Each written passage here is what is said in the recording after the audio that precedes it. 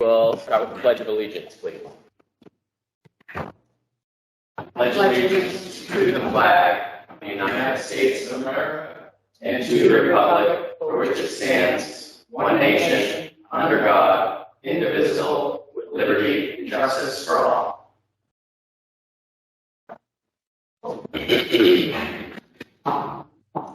So we wanted to open the meeting with some recognition of some townspeople.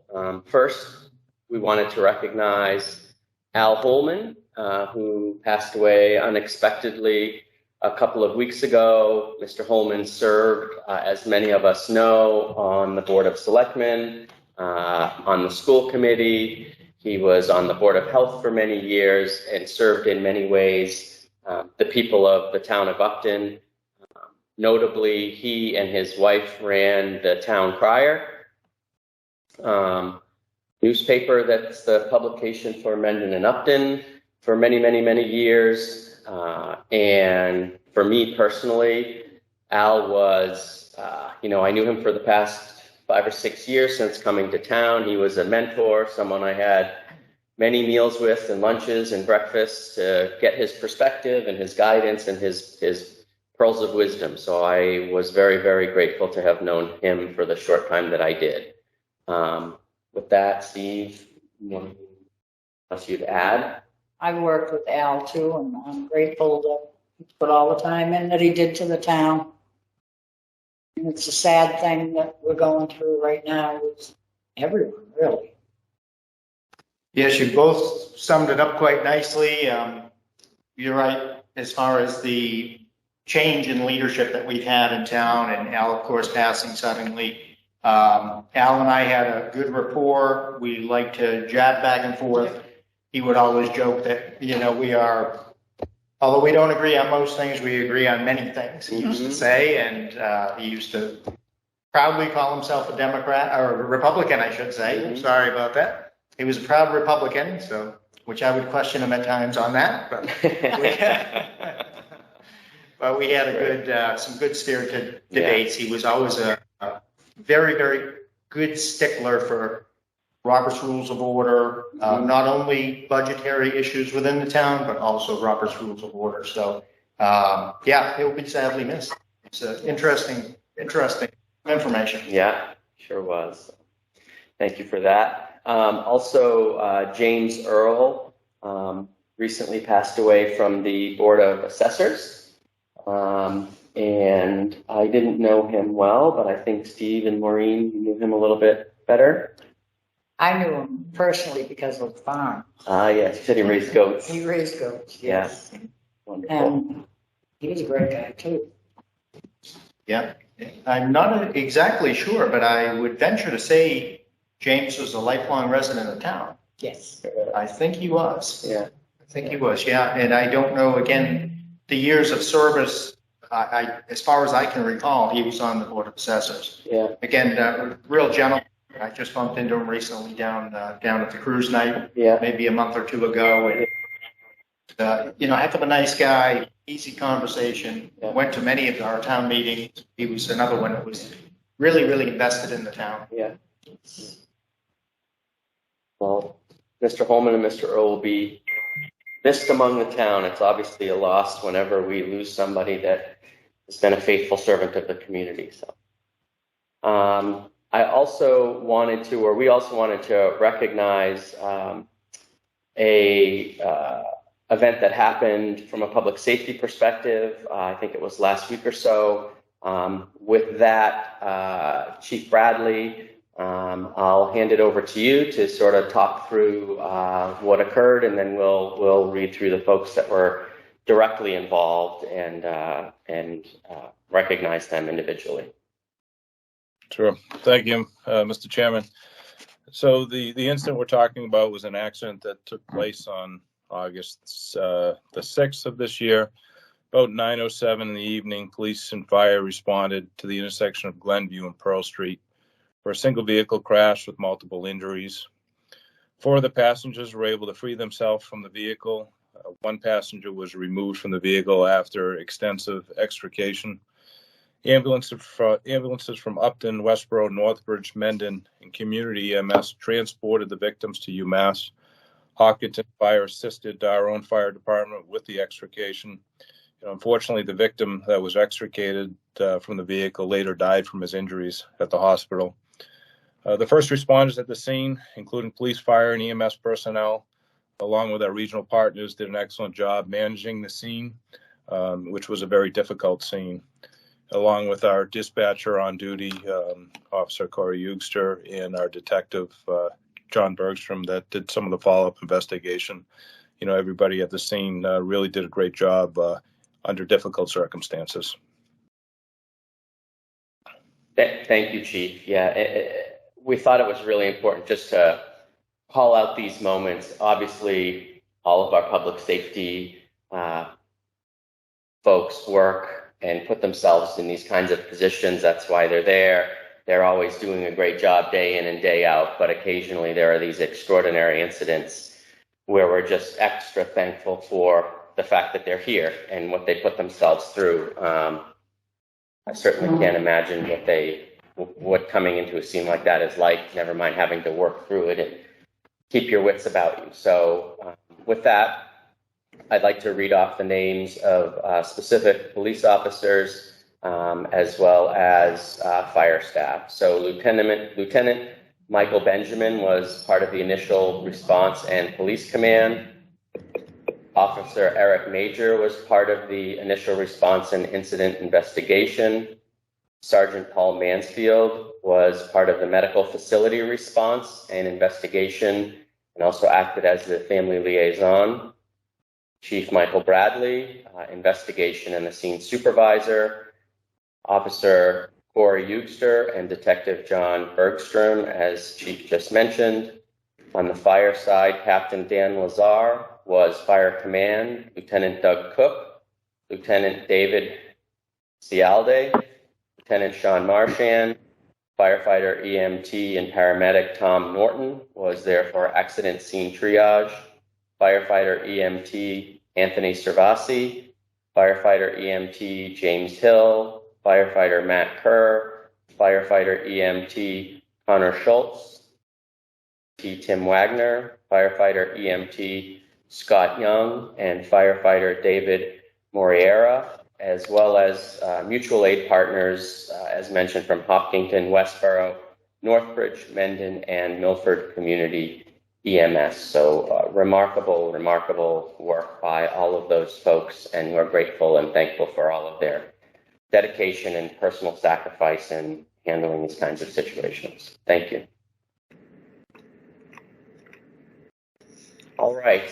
With that, we will transition into department and board updates and requests. First, we have the DPW declaration of drought, given the water shortage. And I think I saw Dennis on here. Yes. So, Dennis, the floor is yours. Thank you, Mr. Chairman. As the board knows, every year, in accordance with the Town of Upton's Water Management Act permit with the Mass DEP, we notify all of our customers that are on municipal water of an outdoor mandatory water use restriction. And this goes from May 1st to September 30th, and it basically bans all non-essential outdoor water use between the hours of 9 a.m. and 5 p.m. And we've had this in place for many years, and I'm pretty sure all the folks are very familiar with it. This year is a little different. On July 21st of this year, my paperwork out. Mr. Racketon, if you could please mute your phone, thank you. On July 21st, the Secretary of the Executive Office of Energy and Environmental Affairs, on July 21st, declared a level 3 critical drought in the northeast and central region of the state, and that included Upton. And what that basically means is that they are recommending that we change our mandatory outdoor water restrictions for non-essential to be all the time. And that's what it means. And it requires a vote of the Board of Selectmen acting as the water commissioners to give the authority to the DPW to enforce it. in the same fashion that we enforce the regular drought that notification that we put in place, which is mostly through education, through notifications, putting information on our website, speaking with our customers, putting the message boards out. This is what we try to do first and foremost. I think folks at home really do understand that we're in a drought. I will tell you that our water system is very healthy, and although we have felt the pressure from the extra demand, and our pumps have run more than usual, so we're going to have higher than normal electrical bills. Our wells are very healthy. We have not dipped down in our wells, and our water supply is very healthy. So what I'm asking the board tonight is to take a vote to authorize the DPW to move forward based on the Executive Office of Energy and Environmental Affairs declaration. Thank you very much. Any questions, comments from Maureen or Steve? Well, I think from the brown lawns, we can say that people are aware of the drought. Yeah, this is driest summer I can remember in Long at least time. the last 20, 25 years. Yeah. It's water levels are very low. All of the streams, lakes, ponds, everything is low. So yeah, it comes as no surprise. First time I've ever heard of a band like this, so I know. it's remarkable for sure. Mhm. I'm not alone. Mr. Chairman, okay. perhaps Yes, it would help if I help with. I know I had a couple of questions come up during the week. Some residents asked, "What is non-essential?" So, if you give me a moment, I could maybe clarify that. Please, great. So, the DEP actually defines essential, and everything that's not essential is non-essential. So, there are 5 categories of essential. Category 1 is for health and safety resources. Category 2 is by regulation. Category 3 is for the production of food and fiber. Category 4 is for the maintenance of livestock. And Category 5 is to meet core functions of a business. For instance, the laundromat. So these 5 categories are considered essential. If you meet the criteria of these categories, then you are essential water use. Everything else is non-essential. Hopefully that helps some of the folks that had some questions. Seems like a much easier way of managing the list than to try to list out what non-essential is. So it makes it a lot simpler to know that there's 5 categories and it's pretty simple. I guess just a quick question for you, Dennis. Say someone has a garden at home, would that be, they obviously are eating out of their garden. Is that considered essential or non-essential? Essential. But we would hope that instead of putting a sprinkler system out, that they would water by hand. This limits the amount of water use that they use. And this is the recommendation that Mass DEP has passed on to us and we pass on to our customers. Okay. Great. Okay. Very good. If there are no other questions or comments, I'll take a motion. Okay. I have. Yeah. Okay. Yep. I move that the board, as Upton's water commissioners, vote to authorize and implement further restrictions in compliance with the Executive Office of Energy and Environmental Affairs, EEA, declaration of a level 3 critical drought for all properties on the municipal water system to minimize overall water use during all hours and to stop all non-essential outdoor watering during all hours. I'll second the motion. All those in favor? Aye. Unanimous action. Thank you. Welcome. Next on the agenda, we have the award of the crack sealing and paving contracts. I believe that's you as well, Mr. Westgate. Thank you, Mr. Chairman. So tomorrow, we are actually opening the bids for both our annual crack sealing and our pavement award. And they are 1-year contracts with an additional 2-year extensions, just like we did last time. And I thought it was important to perhaps have the board have a discussion tonight and authorize the town manager to enter into an agreement and sign the contract with the responsible lowest bidder tomorrow, since we don't have another Board of Selectmen meeting scheduled until September sometime. And that would be problematic for me to get the ball rolling. So what I'm asking the board is the board to authorize the town manager to enter into contract with the two lowest responsible bidders of the result of tomorrow's bid opening. Okay, makes sense to me. It's foregone conclusion. There's not a lot of negotiation or analysis other than the lowest cost, so it seems okay with me. Okay. Just one quick question while we've got you here. This particular contract, how do you view it as far as the overall budget of what we'll spend on asphalt maintenance? I mean, typically we'll do a mill and overlay on X number of miles of roadway. Do you look at this crack sealing contract and say this will be about half of what we'll spend this year, or all of it, or 25%, or how do you see that playing out? So this is a good question. So we have to offer District 3 estimates on what we believe, one, we have financing for, and two, we believe we will spend in a given fiscal year. And our estimate for this year was $100,000 in crack sealing. And we usually average anywhere between $80,000 and $100,000. And it could go over that slightly, but that was an estimate that we came up with. And the same with asphalting. We estimated that this year would be around $1.3 million. And I did provide the town manager just today, I apologize if it was late and you didn't receive it yet, a list of our immediate goals for our paving projects. They are on the screen if Dennis wanted to just briefly mention what they were. Sure. So we're looking at Fisk Ave, which we have talked you and I about in the past. This is one of the larger projects that we do in town. This is a full depth reclamation project. It goes from 140 to High Street. We have drainage issues on that road. We have sidewalk issues on that road. We have a school on that road, and it connects to the new tip project, which has beautiful sidewalks. It also has AC pipe and it has sewer lining issues. So this is a very expensive and tedious project. It's one of the largest roads, I should say road projects that we're going to do financial wise. And we're already in the engineering stage. We have been for a while on this project.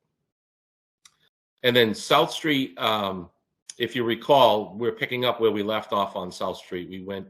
We stopped around the Chestnut area. So we're looking to continue that all the way to Menden Street. In South Street, and I'm sure you're all familiar with it, is an old chip seal road. Actually, I think it was an oil road before that. So that road is unraveling in many locations, and we have received numerous complaints over the last couple of years from residents asking when that road was going to be done. We have some drainage issues we need to address on that road. So we're hoping to get that road done sooner than later. Mechanic Street is another one where we're picking up where we left off. We went from 140 to Fowler on our last paving project, and we're looking to pick it up there and go to North Street. And then we have Glenview, which is 140 to Tyler, approximately 1.07 miles. Stoddard Street, and we were hoping to tie Stoddard in with Maple, but Maple has AC pipe, and it's not scheduled just this year. It will be in another year and a half, so we'll get back to Maple. And then we have Fisk Mill from East Street to the town line. Great. Those are our immediate. Obviously, we have a much larger extended list from that. And we evaluate this every year, and our goal is to try to do all of our roads in a fashion that we put everything in order so that we're not inadvertently putting new pavement over a road that needs drainage repairs or AC pipe removal or sewer lining repair, so that we're digging it up in 2 years and the residents are saying, hey, didn't you just pave that road just 2 years ago? That's what we're trying to avoid. Great. Thank you for the information. Sounds good. All right, I'll take a motion, please.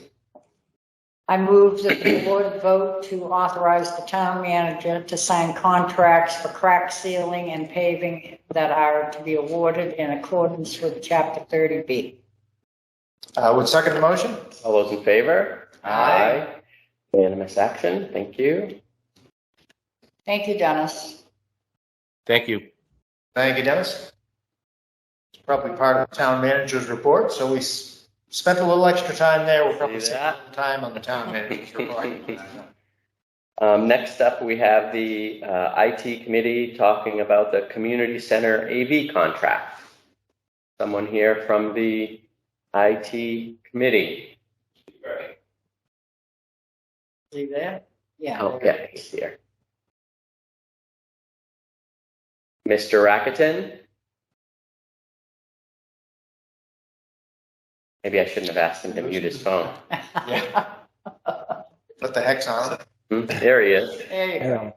So the IT committee worked with the building committee on a design for the audio visual equipment for the community center about a year ago. And we have a design that was done by a local company.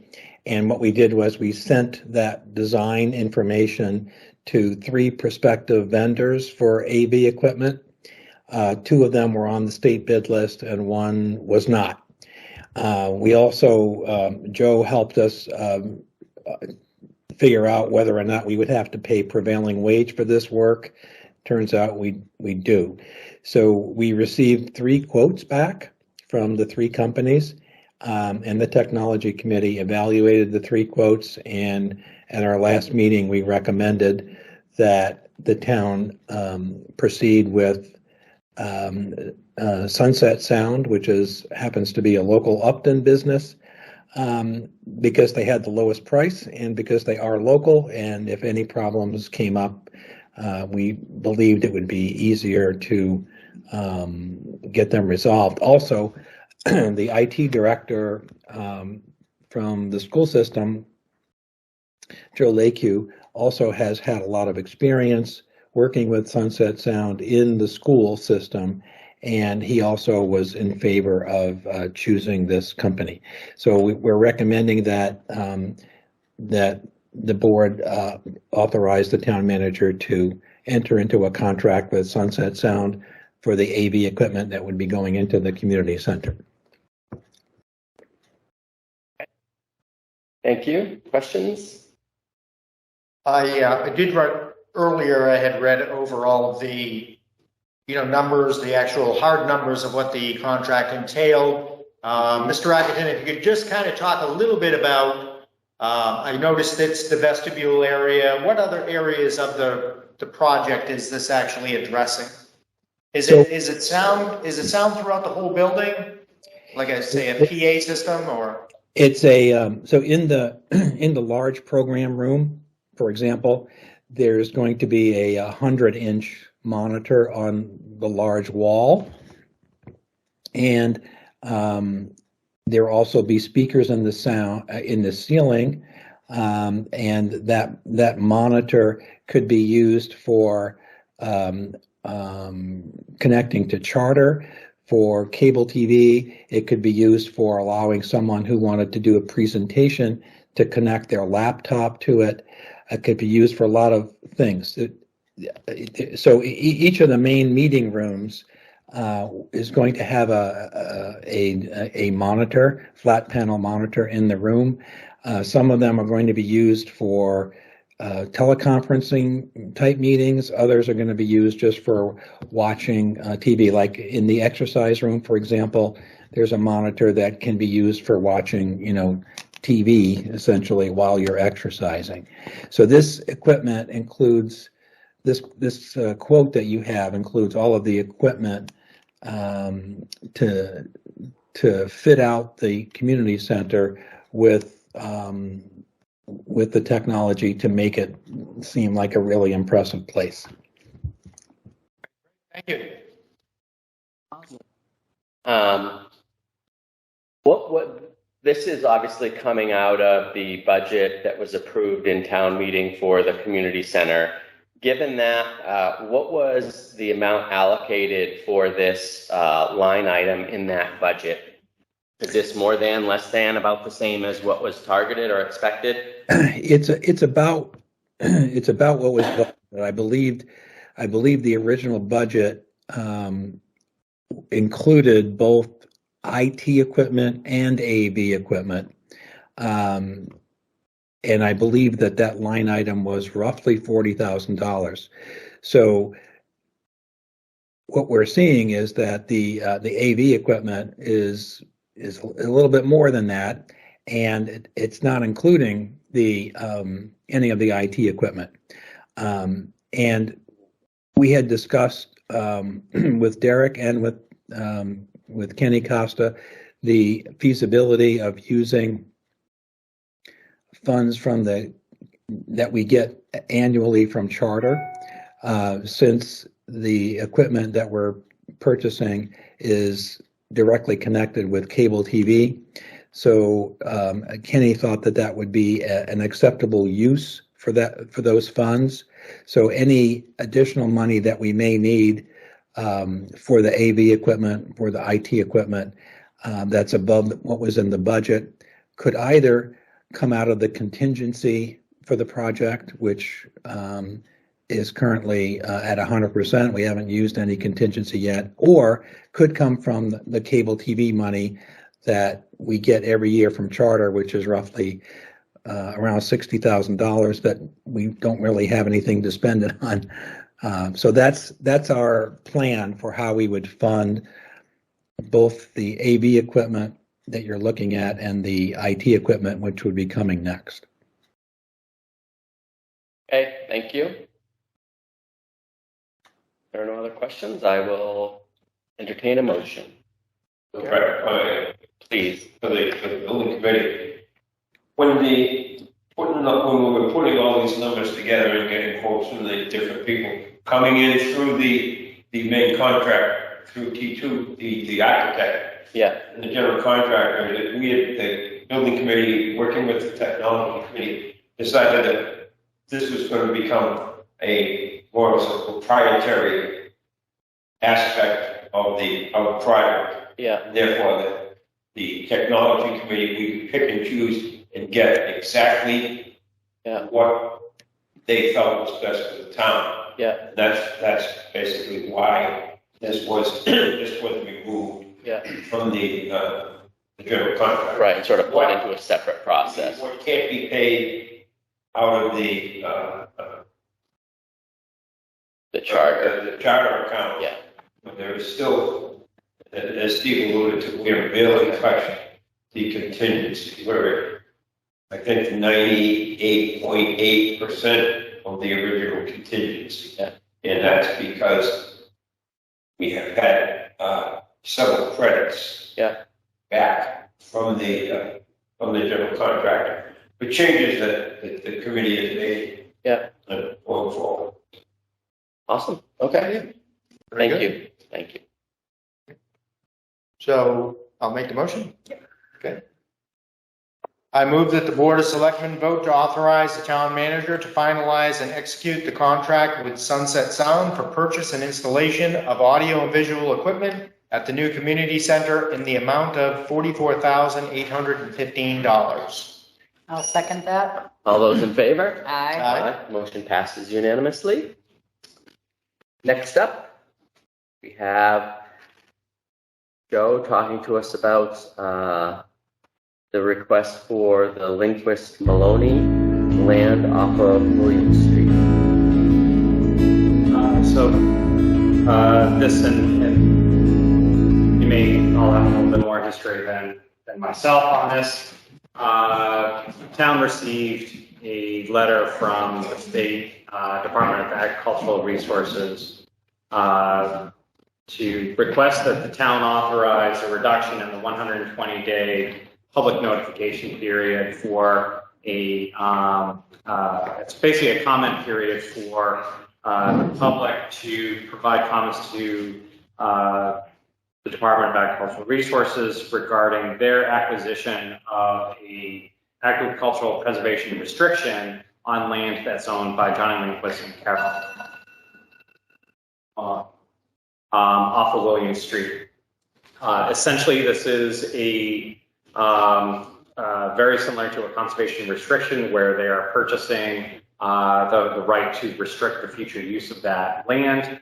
One of the conditions of the APR is that in perpetuity going forward, even if the property sells, that it's going to continue to be used for agriculture. So it's a way and very often used by property owners as well as municipalities in order to protect the long-term use of, say, a farm for agricultural purposes, maintaining that heritage of that property, the town's agricultural heritage going forward into the future. The state essentially is then invested in that property and is then able to have more input and ensure that it continues to be used for agricultural purposes. Questions? This isn't a sale. No, they're acquiring. Transfer. So anytime the state is acquiring They're like APR. the APR, Right. which is the restriction. Right, correct. And, but part of that is a public process. Yeah. So they're just asking that instead of 120 days notice, it's 60 days. So 4 months down to 2 months. I typically like to stick to deadlines, so I'm just kind of curious what would be, I understand they want to rush the process along to some extent, but somewhere in Mass General Law, that 120 days that's the number. So I guess my question ultimately is, what is the purpose of rushing? What changes, is there anybody out there that's going to be in some way marginalized because we're cutting 30 or 60 days, I should say, out of the process? Like if we ultimately say no, it just has to roll the 120 days. If we say yes, we'll allow this, to shortfall it, so to say. Is there anybody out there that could be harmed in any way? That's hard to say because at least sort of thinking about the APR process and the long-term restriction that's on property. I'd say that a reason to not allow it would be if that was more of a piece of property that was identified. I'm thinking from a municipality standpoint. Long-term plan for, say, either as part of an open space plan or as or a master plan identifying some sort of different use than agriculture. This is really just a comment period. This isn't an area that really abuts the Grafton Town line off of William Street. There's behind it, because of the configuration, the shape of the town, it's in this little corner that really isn't contiguous to a lot of other areas. And so I sort of question whether or not there would be a lot of people that would be impacted as far as not wanting to see it happen. Very typically, these are things that the property owner is wanting to have happen so that they can have the agricultural vitality of the property and sort of long-term viability of the property remain in agriculture. I think it's just when it ends up being sort of conflict going forward with either town or butters that maybe are impacted by those agricultural activities that are occurring. Mainly, it's not for sale. Correct. That's what basically when agricultural land is for sale, that's when the 120 days kicks in. And that could have an impact on abutters and things because of look at what happened on Mechanic Street, wanting to develop something like that there. That could happen, but this isn't a sale. It's more or less a transfer. It is a transfer of rights from the property owner to APR, to the state Department of Agriculture, but it's not, it doesn't represent a change in the function of the property. Right. And if I remember correctly, the land actually is behind the property. I don't think it actually has frontage. Is that correct? Correct. Correct. Yeah, I don't The think it APR has- is further back, so it's away from, it's really more of the backland where there's a contiguous like 26 acres.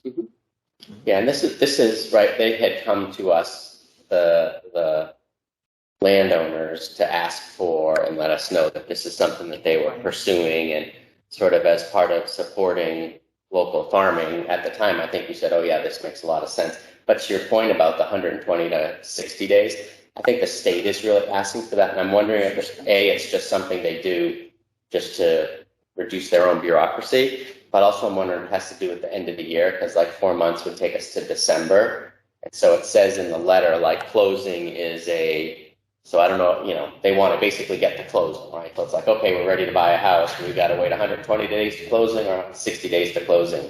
I don't know if it's for something to do at the end of the year. I don't know if it's because the landowners are trying to refinance or take out a loan or do something else. I don't know, but those are the only things I can think of that would warrant a change. Right. Just trying to think it through. Right. I said, just trying to figure out if there's anybody out there that could in any way, Come back and say, hey, wait a minute. Because I think the state fiscal year ends later than ours does. Doesn't it end in September or October? Okay. So it's like they're gonna So it wouldn't be miss that. that either Missing way. that. Okay. Yeah, so I don't know. Yeah. I mean, Do you I know? think the Commonwealth is involved in it. Oh, yeah. Probably ask them if they would do this. Yeah. And I think it also is an indication of the level of support. It sounds like Christine. Yes, through their Go ahead. chairperson, the Conservation Commission set aside $12,000 to purchase that APR on that property on behalf of the town. So we have that in line. Great. Okay. So Conservation Commission is obviously on board and supportive of this. Right. Okay. Thank you, Ms. Scott. So it's merely the town entity, state entity.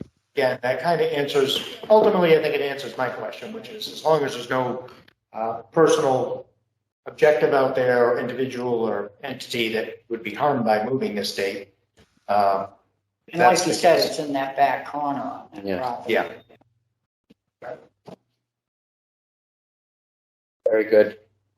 Any other discussion, questions? Okay. Think I'm good? All right. I'm okay with it. So I will entertain a motion. Do the motion? Yeah. Move that the Board of Selectmen vote to reduce the 120-day public notification period to 60 days for notifying the public of the proposed acquisition of an agricultural preservation restriction on property owned by Johnny Lindquist and Carol Maloney off William Street by the Commonwealth of Massachusetts, acting by and through the Department of Agricultural Resources. I would second the motion. All those in favor? Aye. Aye. The motion carries with unanimous action. All right. Next up, we have the town manager report. So, preface it with, just like every single meeting, it's a lot of things going on in town hall. Very busy for all departments. And the continual theme is staffing. We are making a lot of progress with filling positions, not only with the treasurer collector, but also with the Elder and Social Services Department.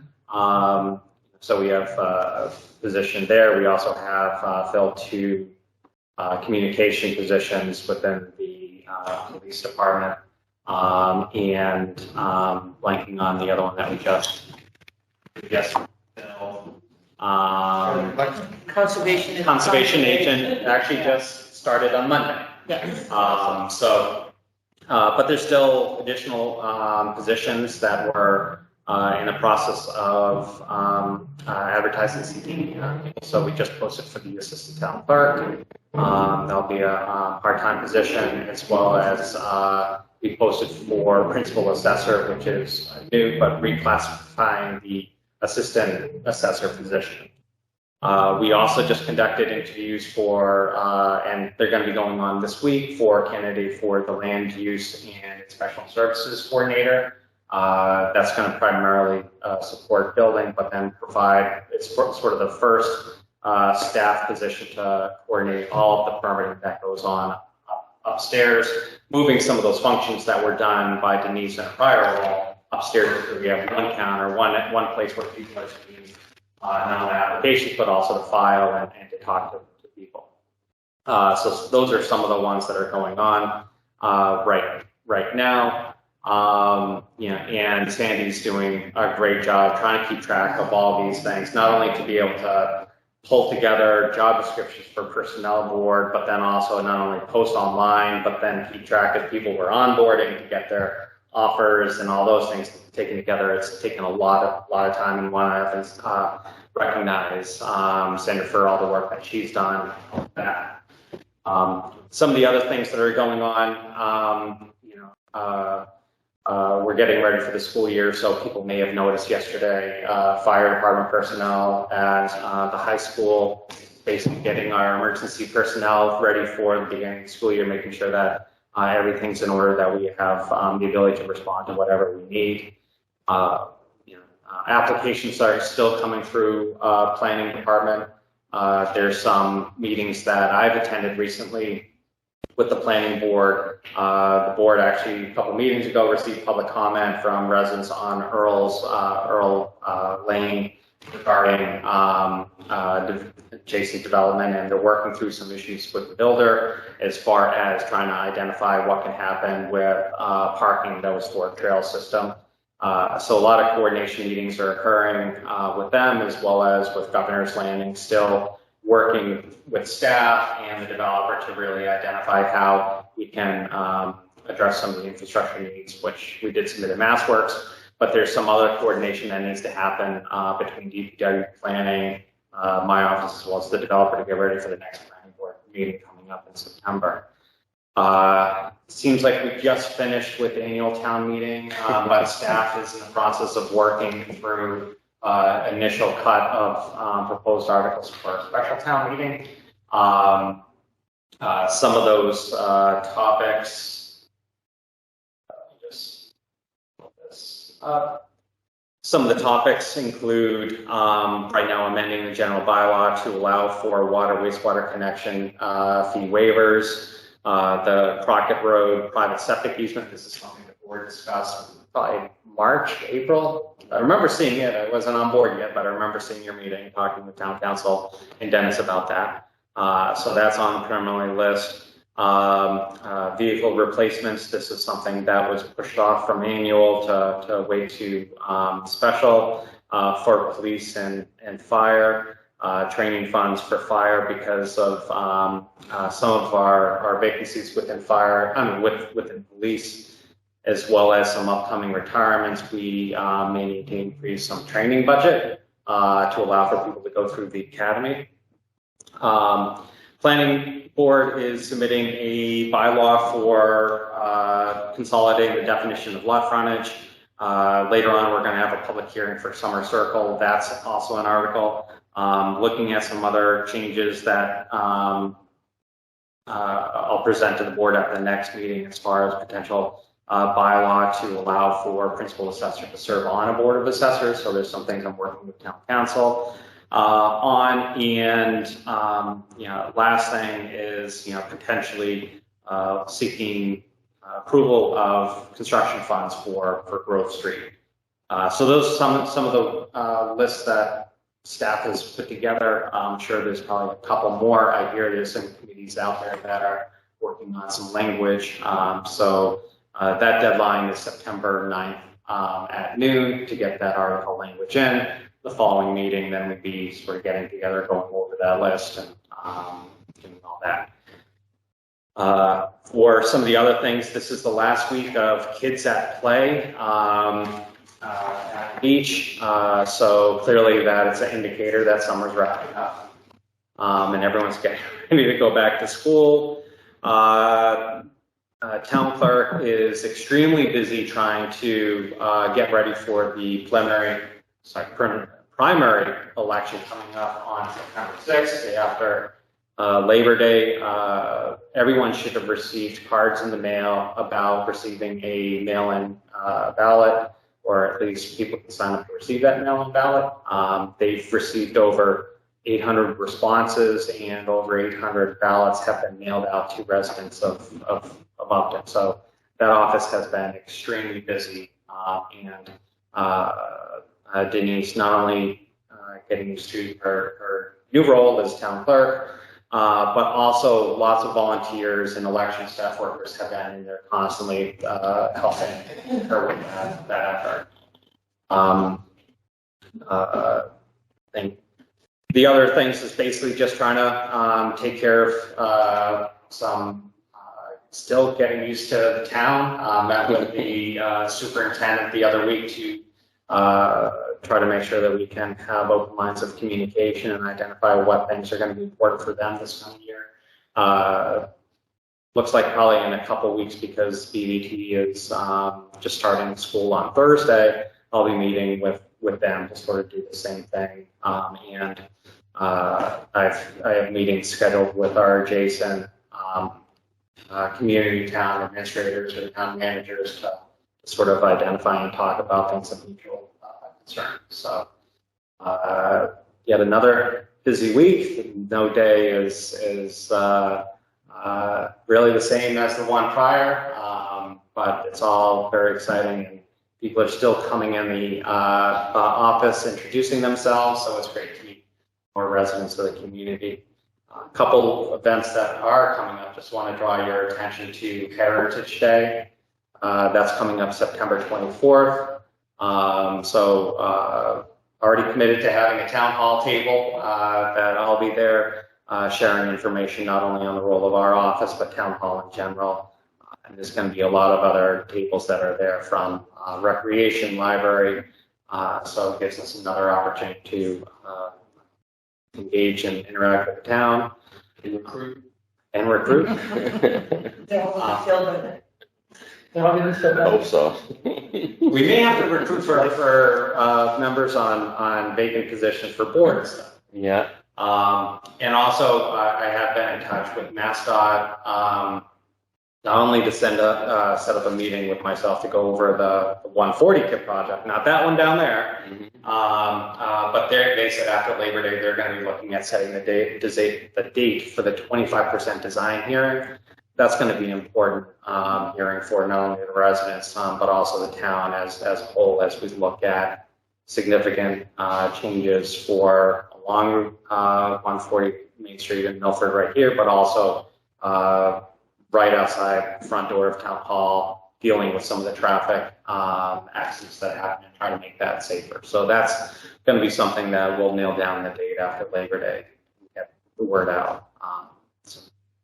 That will be the opportunity for folks to talk about the roundabout versus some other solution. I know that's going to be a hot topic. So yeah, I just want to sort of get that into people's minds, as that's where the conversation will happen and feedback will be taken and people can plan to come and share their perspectives. I know. And unfortunately, I'm getting close to just putting up a live cam right out of my office window at that intersection. Just park there for 10 minutes or just record it. Or it has been a very busy week with police coming out there for accidents, and then even while they're there, near misses while the police are there responding to an accident.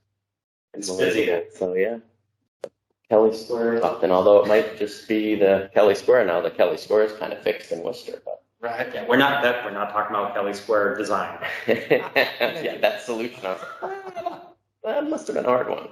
Anyway, okay. It'd be interesting to see what residents actually think of the proposal. And then how amicable is the state to change it? Once they're at 25%, do they really have any ability to, go backwards or backtrack or redesign it? I'm not sure. And I think the big question, not to get totally off track, but like the big question about the roundabout is going to be, okay, if not that, then what, right? Like maybe it's not your perfect solution, but there's only so many options that you can do given what we've got out here. So you sort of at some point have to live with what you have and come up with what's best based on what you've got. Anyway, other questions, anything, please?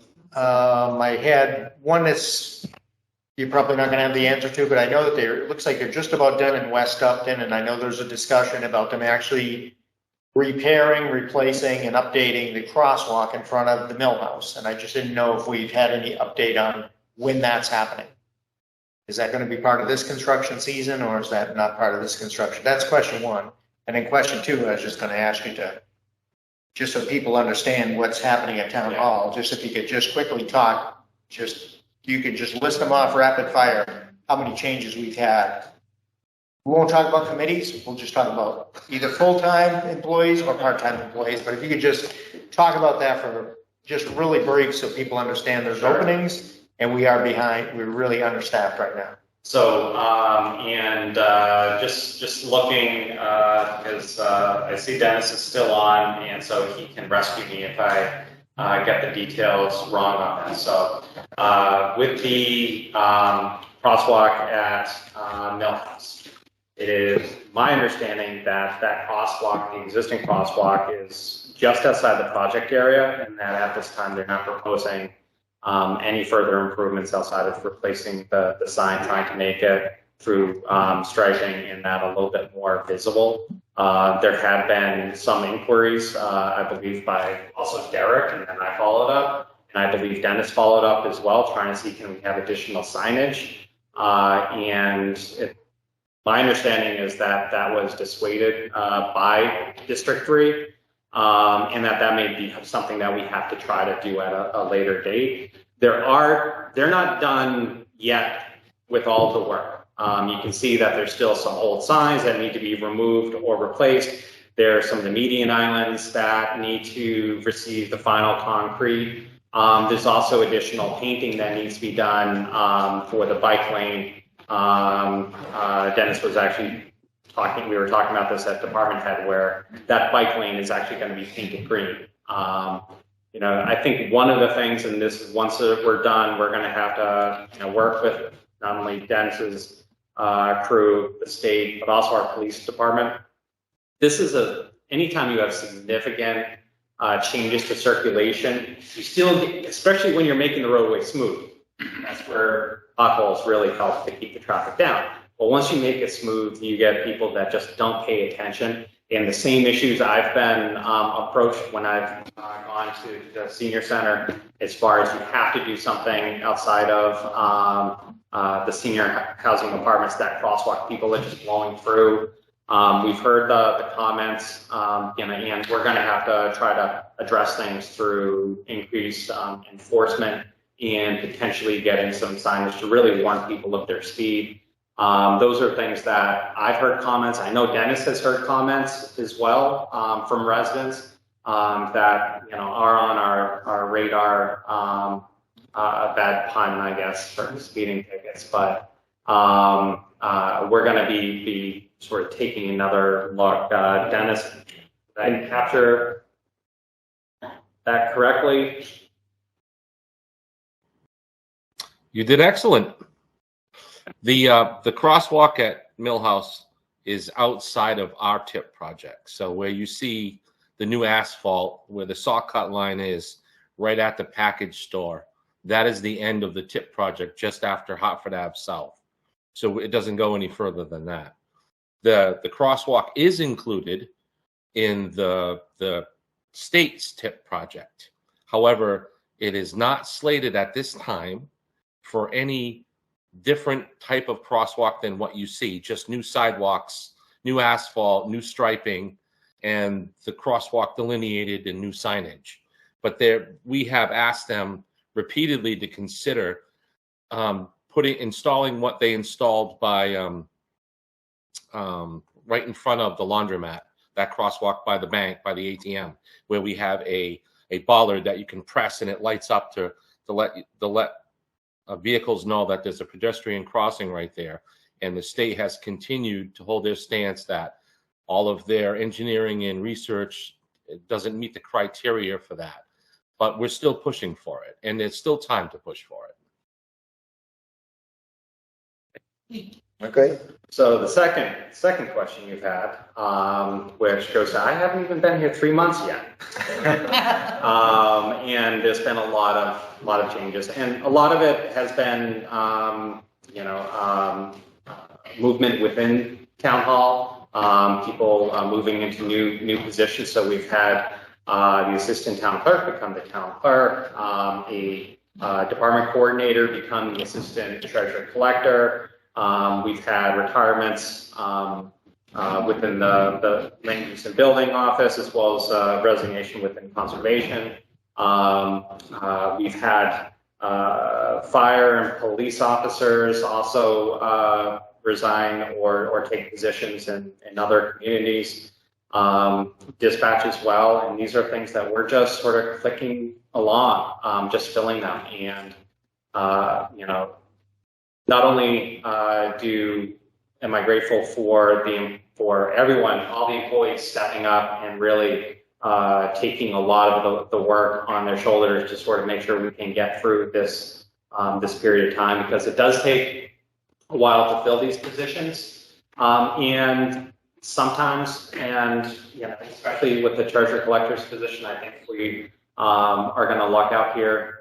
Sometimes the right person walks in a little bit later than what you would have hoped originally, and sometimes it's good to wait a little bit. But Upton is a great community. Everyone that has come on board has been so thankful, and we're just. How did someone remove myself from the meeting? I got kicked out of our meeting because I like to share things on here. It's really a testament to the work that people are doing to make sure that we can try to minimize the impact to services. There are some things that we've definitely been impacted within the finance departments because of vacancies in the treasurer collector's office, 2 positions at some point. And so we are with the assistance of not only some consultants but now staff we brought on board. Really working to dig ourselves out a hole, and it's something that we're increasingly getting more confidence that it's going to be something that we do before any deadlines, and having then a start date for the new treasurer collector to come on board will, I think, just raise everyone's spirits downstairs as well. And like I said, Sandy's been doing an amazing job, not only keeping track of all these, but also working to schedule interviews, get everything coordinated, with staff, with boards, with the personnel board, because it does take a lot of work to fill positions. Thank you. Okay. With that, we have, we're about a half an hour behind, so we're going to make up some time, but we've got a public hearing for an entertainment license for Rushford and Sons. Do we need to read a public hearing notice for this type of hearing? Yes. All right. I don't see that here in the package. Okay. Any idea where? And I may have, it looks like I did not put it in the packet. I'll pull it up off the server for you to read.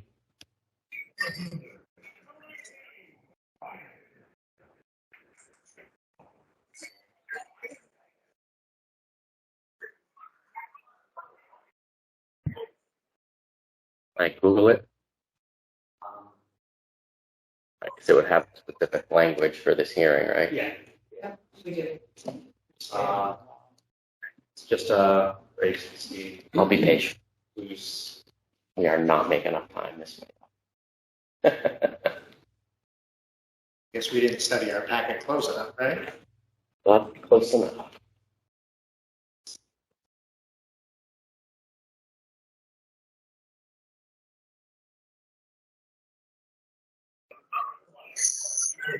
Hi, can you hear me? This is Mike Rushford. Yeah, just a minute. We're just, we have to read a notice, Mr. Rushford, before we can start here. All right. Thank you. Yeah.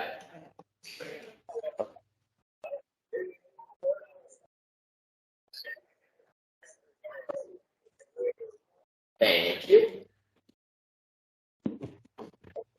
Notice is hereby given under Chapter 140, 183A of the Mass General Law that a public hearing will be held Tuesday, August 16th, 2022 at 7:30 p.m. at the Town Hall, room 203, 1 Main Street, Upton, Mass. on the application of Rushford and Sons Brew House, LLC at 8 Grove Street, Upton, Mass. for an outdoor entertainment license.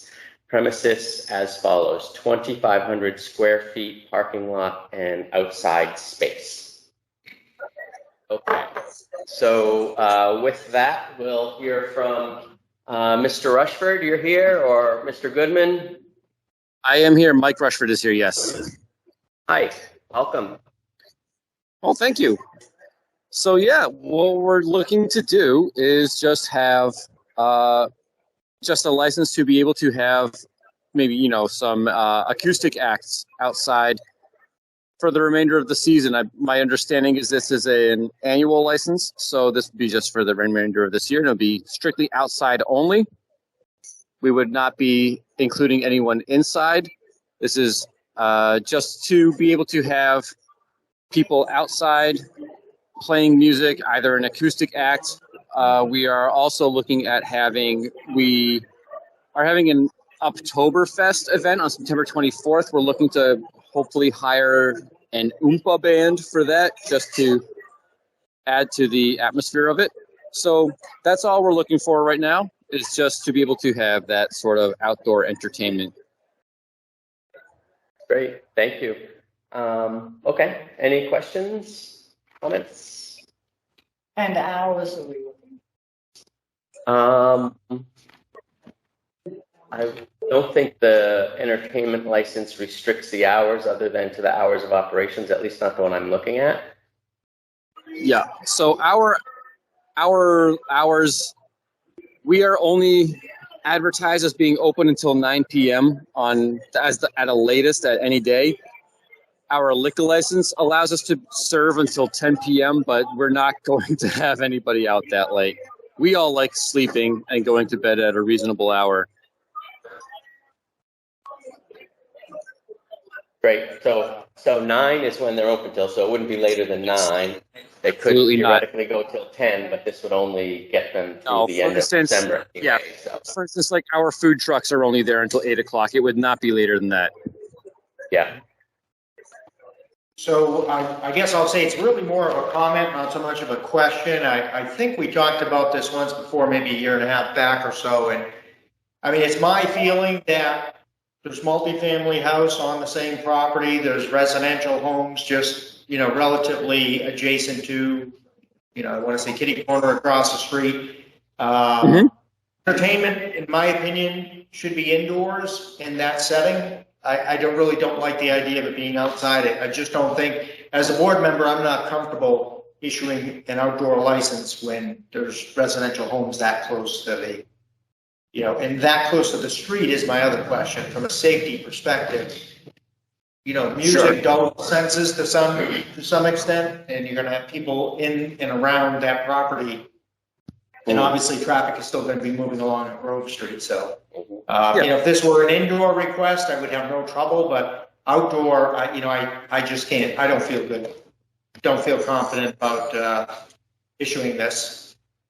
Right. So we are in constant contact with our neighbors, and we, of course, off the record have gotten blessings from them. But like I said, that's off the record. With that said, we're not having like a heavy metal band or anything. This is strictly like somebody who's like, an acoustic guitar or two, that sort of thing. And we're not looking to upset their neighborhood by any means. I mean, we know where we are. We know what we have, right? So our idea is to try to engage the neighborhood and not alienate them. So if we had any intention of doing anything that would disrupt the neighborhood, we wouldn't be partaking in this even application process, because it would be a moot point. Right now, we're just looking to do something that would just, during daytime hours, is going to be something to just really engage the neighborhood and the community as a whole. Before I transition more, and I think there is someone from the public that would like to make a comment. Is that? Please. Yes, so I'm Nancy 14 Road, so we live 3 doors down. And we agree with that. I agree with everything Mr. Metellian said. Metellian, yes. Everything he said about an indoor, I have no problem. Outdoor, I have problems. The same thing, so close to the road. They're busy all the time as it is now. I don't know if they're just trying to entertain the people that come there, or if they're trying to draw more people in. There's no footbridge yet, so it's going to have people going from the parking lot into the road more now. It's a dangerous road now. And then without a footbridge, you have all these people coming. I don't know. I agree with the indoor. I don't agree with the outdoor. We have a baby. I know there's a baby directly across the street, a new baby, very young baby. There's a couple of 2 doors down, there's 2 young families. We live 3 doors down. They're older.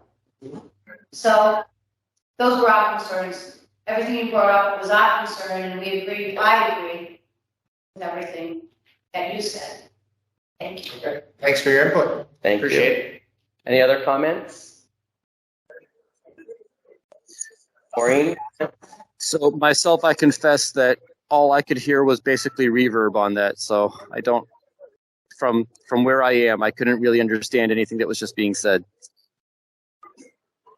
The resident who lives 2 or 3 houses down from you is expressing similar concerns to Mr. Metellian regarding the indoor being fine, the outdoor being a bit of a challenge, and some concern about the safety and trying to bring more people prior to there being any kind of footbridge or pedestrian access from the parking area to the location. So from my perspective, right, we did say last time, right, because we talked about this before, that we all shared significant concerns with having any sort of outdoor entertainment. It sounds like what's here to me is sort of like a let's try it and see. So what I'm on the fence is, do we try it for a few months? And I think it sounds like, Mr. Rushford, you'd be open to, maybe you try it once or twice and we see what the feedback is. And as a resident, if you, call us, call the town hall, call whomever, we sort of respond to that. It sounds like, the owners aren't looking to create any issues with the neighbors. So, I'm right. I recognize and I'm trying to support a business as well as support the residents that live here, right? So there's like this fine line. But what I can say is that nobody supports being disruptive to the people that live in that neighborhood. Period. We were very happy to see this arrive. We really were. Yeah. And we just know that the neighborhood has always been, even though we have a lot of traffic, it's a quiet neighborhood. It's a family neighborhood. There's a lot of young children around. Exactly. I mean, I see them I drive through there every day, right? I see kids on bikes, walking dogs on skateboards. Like, it's certainly, young strollers and little babies going up and down the street. So it's, so it's definitely got that kind of feel to it. So I think the only advocacy I would have is like as a trial run to see how it goes and see how quiet an outdoor act can be there. And if it can be quiet enough to entertain some folks and provide some quiet entertainment while also not bothering anybody that lives in the area, then I think that could be okay. Obviously, if it's going to be bothersome, we certainly wouldn't renew it. And I would maybe informally ask Mr. Rushford, like, hey, if we get a complaint or two, can we make adjustments so that we're not bothering people in the neighborhood? I mean, we would be more than happy to accommodate that. We genuinely do not want to upset people. We want to make sure that this is something that works for everybody, first and foremost. Right. I mean, and it's a quiet venue, so there are people there, but I think it's very conversational. And it's like, I think of it being sort of, you're in your backyard and your friend comes to play a little acoustic guitar. You sit down and you watch some guitar and it provides a little entertainment or sort of focus for the conversations or what have you. So this is not going to be a full-blown band. Yeah, I think I look at it this way, maybe a little different. As a board, we can't dictate decibels. I don't think anyways. The Board of Health can, but. Right, but we can't. So I see what you're saying. Right. I 100% understand the intent. I 100% understand, acoustic, but if I'm playing and I've got an acoustic guitar and it's a raucous crowd, I'm going to break out my electric guitar. I'm going to click it up a notch, and maybe nobody minds. Again, I just look at it as it's very tight quarters there, and there's a multifamily right next to ultimately either it's going to be across the parking lot or directly adjacent to where the stage will be. So, and for that matter, to include warding or verbiage in the license that otherwise restricts that. But I don't foresee that being an issue. But I'd be happy to include verbiage of that nature. Yeah, so I mean, I'm okay. So we had someone here that wanted to make a comment as well. Alan Rosenfield, 46 Mechanic Street. I know this Board of Selectmen has been working very hard to try and create a downtown that doesn't exist. here's a business attempting to bring the activity that the three of you theoretically support to create a downtown that doesn't exist. If there's any concern with public safety, why don't you request that they have a police officer and pay an hourly police officer to be down there to monitor? Again, I'm sensitive to the citizens, but it's properly zoned. And it is business district. So again, I would hope that you support businesses in town. I agree with you. Go ahead. Just real quick, I'm a patron up there, and I lived in the neighborhood for years. Most towns, it's 50 decibels between the hours of 11 p.m. and 7 a.m. If we're talking about an acoustic band, I don't think you're going to even come close to that. But more importantly, he's talking about hours of 9 p.m. And I think back to kind of what Alan is saying here is that if we're trying to support commercial business within the downtown center, I don't think we can restrict the noise levels during normal hours. I think, and I don't mean any harm by that, but I'm trying to explain that this is normal commercial business, just trying to entertain the patrons. That's all. Yeah, and I agree, right? I think of like there was a carnival that used to come through town, right, every year, and I bet that made a little bit of noise. But it's like it's only until 9 o'clock. It ends pretty early, and it's not like they're having a huge band there to crank up the amps, right? It's more just like, and it's a small venue, so like it's obviously not going to be too loud because that's not entertaining for anybody. But I always look at that and they say, well, why not indoors? Why aren't you having your music indoors? Yeah. You know what I'm saying? I mean, I guess that's what I'm thinking. And yeah. Again, it's all about placement, right? Yeah. So the DFW parking lot is just that much further away from homes. Yeah. You have a clear buffer to where you don't have a clear buffer to homes. Yeah. I mean, I'm just trying to extend a courtesy to folks in the neighborhood. I would. Again, but there's two of you. By all means, I don't want to be the stick in the spokes, but totally. And I would support it as a trial, and based on the comments that Mr. Rushford are making, I think it would be fine to give it a try. And if it doesn't work out, we'll all know, and we can address it more formally when we need to. But go ahead, sir. Well, can you put restrictions on it, like adults only have acoustic? Can you do that? No amplification, right? What does this say? This says use of an amplification system. So my guess is that the Oompa band needs amplification. I don't know if that's better or worse, but specific. It would only be something that would just, for instance, an acoustic guitar or somebody singing over an acoustic would just be a microphone or something, just so that the levels are equalized. It's not, we don't want to light up the neighborhood. Yeah. I don't think it helps anybody. Yeah. Yeah. So again, I'm fine with sort of trying to be a good partner to the businesses, and most importantly, a representative for the residents in the area as well. But it is zoned the way it's zoned to allow for some businesses there. So we are trying to revitalize and rebuild the downtown and bring some folks there. And their business has been very successful. Great. Yeah. I really like that. Good. So let's keep it that way. Let's keep it that way. Absolutely. And we'll make sure. And we all came out and fought for Mechanic Street. And you didn't want that great big huge development going in up there. Yeah.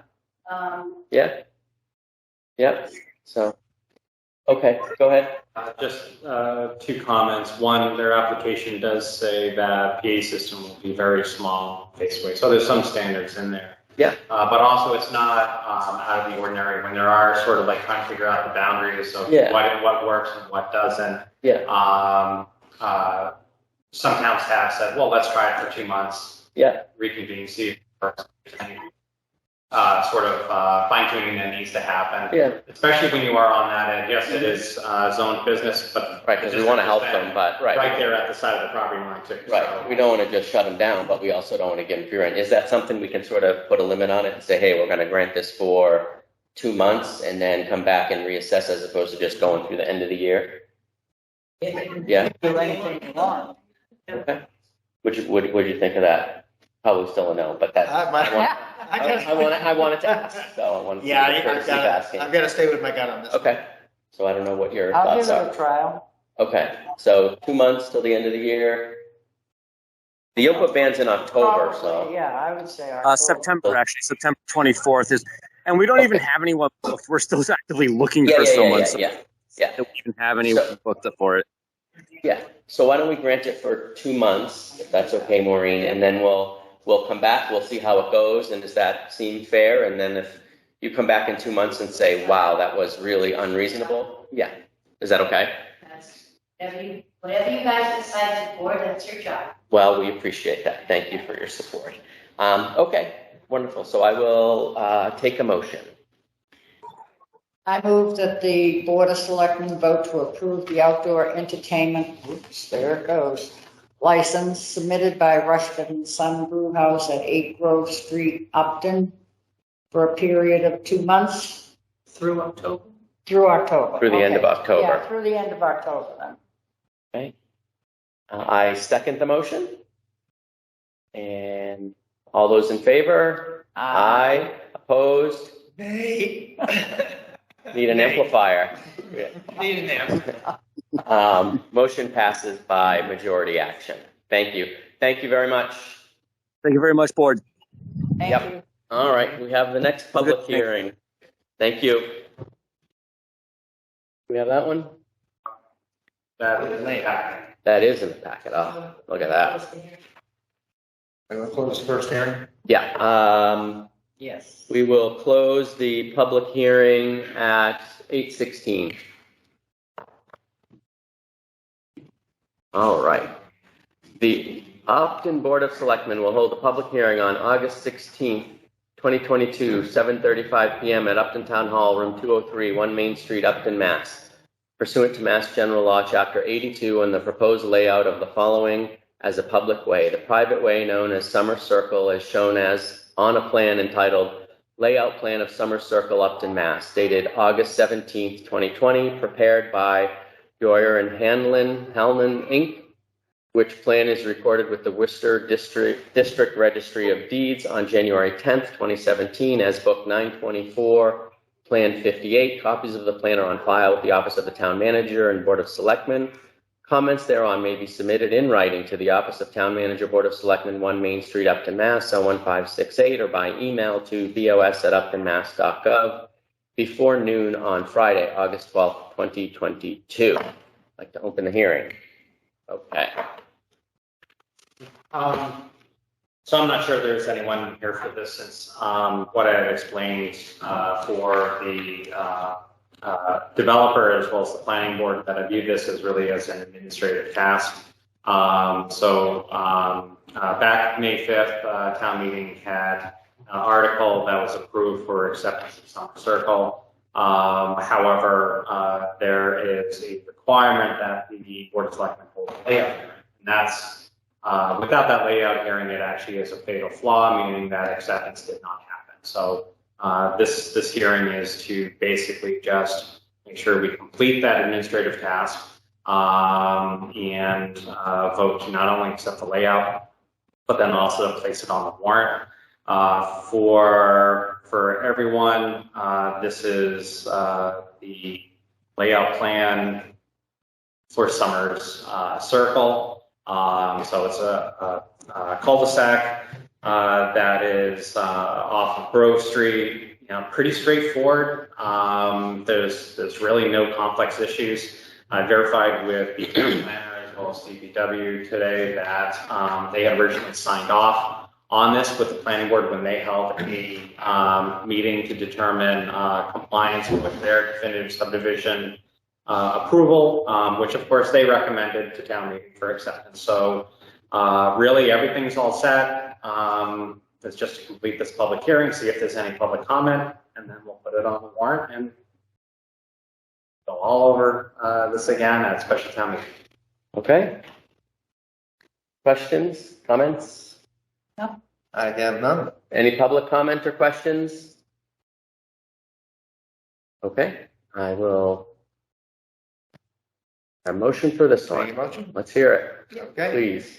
I move that the select board vote to approve the layout of the way known as Summer Circle as shown on the plan entitled Layout Plan of Summer Circle, Upton, Mass, dated August 17th, 2020, prepared by Guerriere and Halman, Inc. which plan is recorded with the Worcester District Registry of Deeds on January 10th, 2017, as Book 924, Plan 58, and to recommend acceptance at the November 1st, 2022 special town meeting. I'll second that. All those in favor? Aye. Motion carries by unanimous action. I declare the motion, the public hearing closed at 8:20 p.m. Next up, we have an appointment to the Historical Commission. And this is Mr. Patrick Rosendale. Sorry? Rosendale, thank you very much. Do you want to introduce yourself? Oh, sure. Hi, I'm Patrick. I live in 2 Railroad Ave. My wife and I and my soon-to-be 1-year-old, we've been living in Upton 3 years. We love it here. And we just want to get involved with both teachers, both educators. And I mean, as we tell our kids, it's important to always give back. And so I just want to get involved in the town. And I think I could put my talents as a history teacher to good use on the historical commission, help with educating not just the youth, but people that live here, and to show people that we are the best town in New England. So that's kind of nice stuff quick. It's my end. Yeah. Awesome. Thank you very much. Very nice to meet you. Thanks. Go ahead. Questions? Most everything is on your application. Are you familiar with the meeting schedule? You're not going to have any trouble making the meetings for the board? For the most part, yes. I'm pretty much, I'm a history teacher by day, and then hopefully a member of the commission by night, or whatever you need me. Whatever I can do, just let me know. I'm there. All right. Great. Thank you for stepping forward. All right. Thank you for stepping up. Thank you. I'll take a motion. Okay. Before we, 1 or 3 year term, do you have preference? It would go to the end of the term. Yeah. And then it start again. And then it would start again 1 or 3. Oh, gotcha. So the 1 or 3 doesn't apply until June for the next appointment. Gotcha. It would be 3 years. Yeah, gotcha. In June. So it's a remainder of this term. Yep, gotcha. Okay. Thank you. Okay. I move that the Board of Selectmen vote to appoint Patrick Rosendale as a full member on the Historical Commission for the remainder of the 1-year term to expire June 30th, 2023. I'll second. All those in favor? 2022. 2022. Well, no. June It's to the 30th, end of it. 2023. Well, in 2023 is he will serve. Expires on June 30, 2022. Yeah. We're good. Okay. It's unusual. Great. Correct. That's it. Where's time going? I got 2 in a row. Motion passes by unanimously. Thank you. Thank you very much. Nice to meet you. We appreciate your help. Thank you. Thank you. Upton is the best town in. And we'll see you at Heritage It'll be Day, even right? better with you. Oh, yeah. Awesome. Yes, sir. I looked at the thing you had the press. Okay. That's what I was thinking. We're not going to do that right now, but yeah. He needs to know. He needs to, Oh. you have to be sworn Yeah. by the town clerk. Thank you. Yes. I'll send you a note tomorrow. Okay. I'll send you a note, let you know what you did, where you have to be and where you have to go. Sounds great. All right. Thanks. Next up, we have a resignation from the Personnel Board. Maria Glynn has submitted her letter of resignation. We very much thank her for her service, and she noted that it was a privilege and an honor to serve on the board, and she appreciates the opportunity to do that. So we're very grateful to Miss Glynn. Any questions, comments? Otherwise, I'll take a motion. I can do the motion. I move that the Board of Selectmen vote to accept the resignation of Maria Glynn from the Personnel Board with regrets. Second the motion. All those in favor? Aye. Aye. Motion carries by unanimous action. Thank you. And next up, we have the Board of Health request to fill a vacant seat. And so I'll just read this here so that folks understand how this works. So Town Manager's Office received an email from the Board of Health notifying the Board of Selectmen of the vacancy on the board. Since the Board of Health is an elected body, the vacancy must be filled in accordance with Mass General Law, Chapter 41, Section 11. The Board of Health subsequently submitted a letter to acknowledge the vacancy caused by the passing of Al Holman and is requesting assistance in filling the vacancy. So that's what we're here to do, is to initiate this process. Sounds good. And I have, our office has posted the vacancy of not only the Board of Health on the town's website, but also Recreation Commission. And again, we continue to have the vacancy on the Cemetery Commission. These are all elected boards. Yeah. As you just read, it gets, the vacancy gets filled by Board of Selectmen members, the remaining members of the elected board acting as one to appoint to fill that vacancy. So if anybody knows anybody that's interested in being on the Recreation Commission, the Cemetery Commission, or on the Board of Health, let the town manager's office know, and or tell your friends, or, you know, it's hard to find people, as you know, as volunteers, to volunteer and step up and help out. So if you know of anybody, or if you're interested yourselves, certainly spread the word. You can talk to somebody that's serving on a committee or a board. If you're interested in that particular committee or board, that's a good place to start as well. Attend a meeting, and basically the applications are right on the website. Yep. Well, we've got plenty of people here. We'll see if we can get some volunteers. There we go. All right, I will take a motion. I move that the Board of Selectmen vote to advertise the vacancy on the Board of Health and schedule a joint meeting with the remaining members of the Board of Health on September 6, 2022 to fill the vacancy until the 2023 municipal election. I would second the motion. All those in favor? Aye. Aye. Motion carries by unanimous action. Thank you. Next, we have Grove Street Parcel acceptance and signing over of deeds.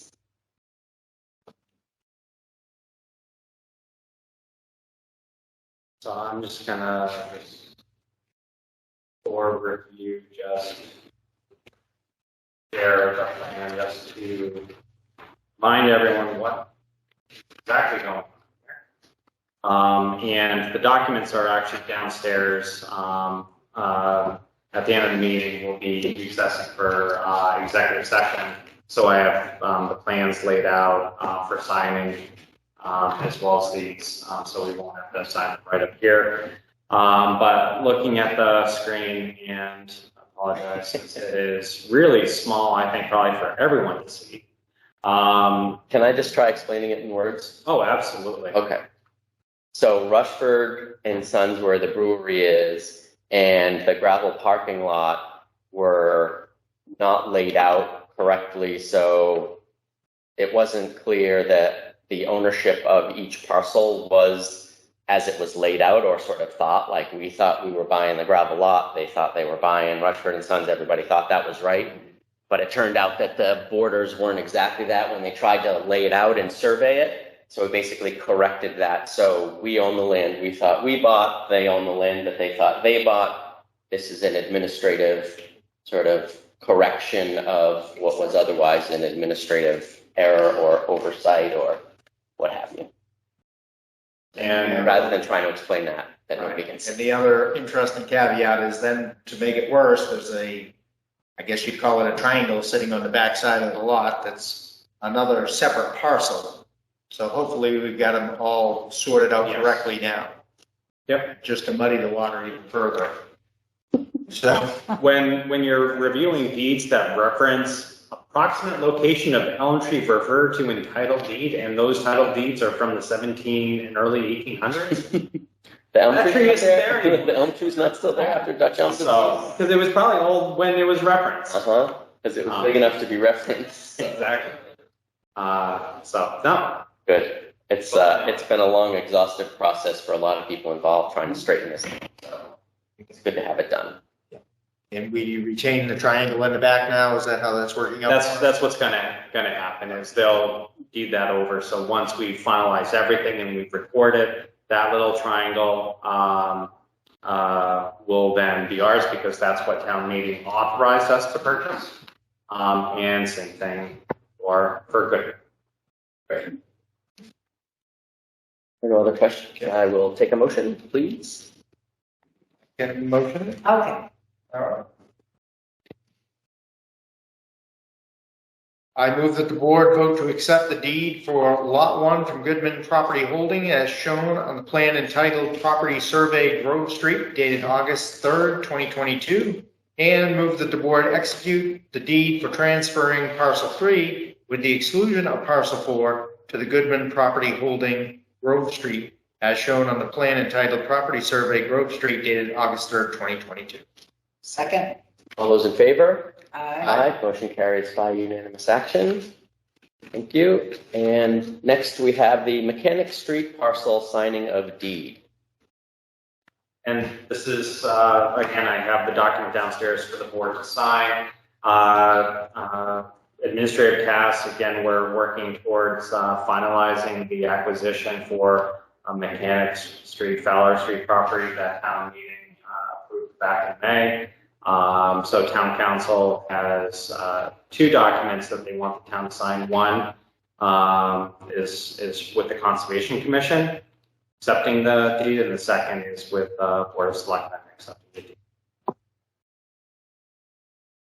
The only question I would have is, I know that the survey has begun, or we have authorized the survey. How far along are they in the process? They're probably about 90% of the way through. One of the things, it's amazing what supply chain issues pop up. They're having difficulty finding the granite monuments to put in the ground. So they're expected first week of September. That needs to be installed, and they do the proper drill point to then get that corner and then survey that as part of the final plan. So there's a little bit of a delay. We're working with the surveyor to try to resolve. So it's amazing. Everything has a little bit of a delay. And no irregularities in the survey. No. Yeah. No old tree that we're referencing. Yeah, exactly. Redoing. Now you know why they put in granite Redoing markers. street layouts, so it's like you want to do it once, get it done, and put it in the rearview mirror. All right, great. I will take a motion. I move that the Board of Selectmen execute the deed acceptance and approve the document for the acquisition of Mechanic Street, Fowler Street property. I will second the motion. All those in favor? Aye. Motion carries by unanimous action. Just as an aside to Joe's last comment. Yeah. The general contractor has had an awful time trying to get granite curbing for the part of the building in. This has been going on for 3 or 4 months. And Joe's been to a couple of construction meetings, so we've talked about it. We should have had Dennis keep the granite that was under the old telephone building. Well, I question what to do with that. I went there and said to see if he had any to put away. Dennis, It cost too much to keep around. So they think they have a line on it now because there are. The hardest part is finding the radiuses. Yeah. So it was just good to know. Going along with what Yeah. this manager said about the availability. All right, so the surveyors aren't just making it up. Well, that's reassuring. Through the chair, Yes, ma'am. you should check with John Westerling, all the granite curving on Main Street in Hopkins. The OPM, or the architect, has 2 other jobs where they didn't have a problem getting the grant. How come all of a sudden? They got it a long time ago. All right, I will entertain a motion. Actually, we'll do the minutes after. So next up, we have the Men's Club Amphitheater discussion. So this was a continuation of the conversation we had in the last meeting where we talked about Brad and Mr. Rosenfeld's idea of the amphitheater up at Steffen's Farm. And so we had been asked to create a committee, and we are here to discuss that. I think we wanted a little bit more time to discuss it. And so here we are. So I don't know what folks' thoughts are, comments. Brad and I were going back and forth. You know, there's a lot of there's a lot of analysis to be done in terms of the pros and cons of, an investment like this, certainly on behalf of the town. And obviously it's very easy to form a committee, but it's whether or not you form a committee for something that may or may not have support from a town perspective. And I think that's the struggle. We'll get to comments when we're done. And so I think that there's pros, there's cons, right? And we can sort of run through some of those. But the conversation here today is less about, what do we think of having an amphitheater, and more focused on, do we want to have a committee to do the exploration? Is it worth even expending sort of any kind of town resources or committee resources, and setting into motion a set of actions that would imply that we are supportive or not supportive of a project like this? There's some fear that says if we create a committee that we're advocating and supporting the actual project. So I would want to avoid that, because I have some I have concerns about the project on multiple levels. I think it's great in some ways and not in others. Again, we can talk about that. But so that's really, I just wanted to frame the discussion as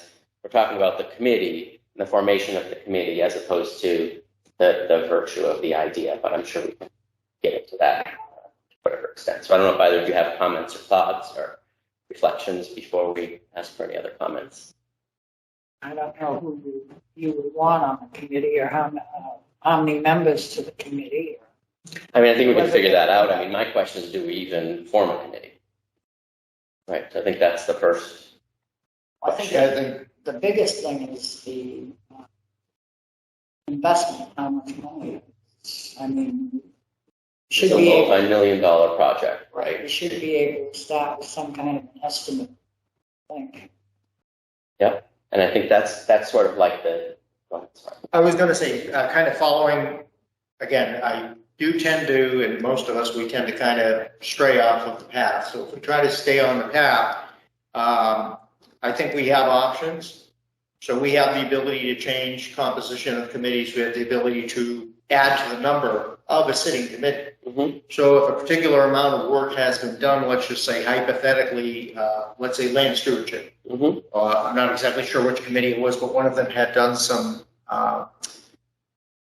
say, elementary work trying to figure out how do you access it and what is the cost of that particular part of the process. Mm-hmm. So one option we have is we could say, okay, if it's land stewardship, let's task land stewardship with this question. Roughly what does this proposal, what is this, is there support for this? What would a basic cost analysis be?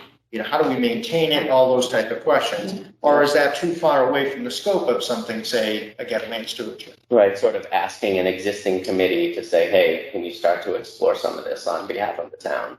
Right, right. And then just we can both guess and say, okay, it's by the time we do X, Y, Z, we're going to be well over $1 million, maybe well over $2 million. Who knows, depending on what the freestanding structure looks like, if any.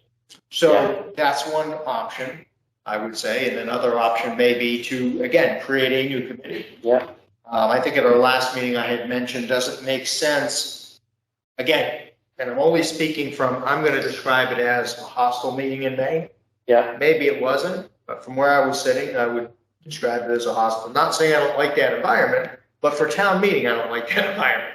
So does it make sense to do something like a Survey Monkey, MailChimp, any of those type of things that's available to try to get, some sort of a bellwether as far as, what are the Mechanic Street, Orchard Street, North Street residents going to think of something like this? Mm-hmm. So I guess those would be my opening volleys into the conversation.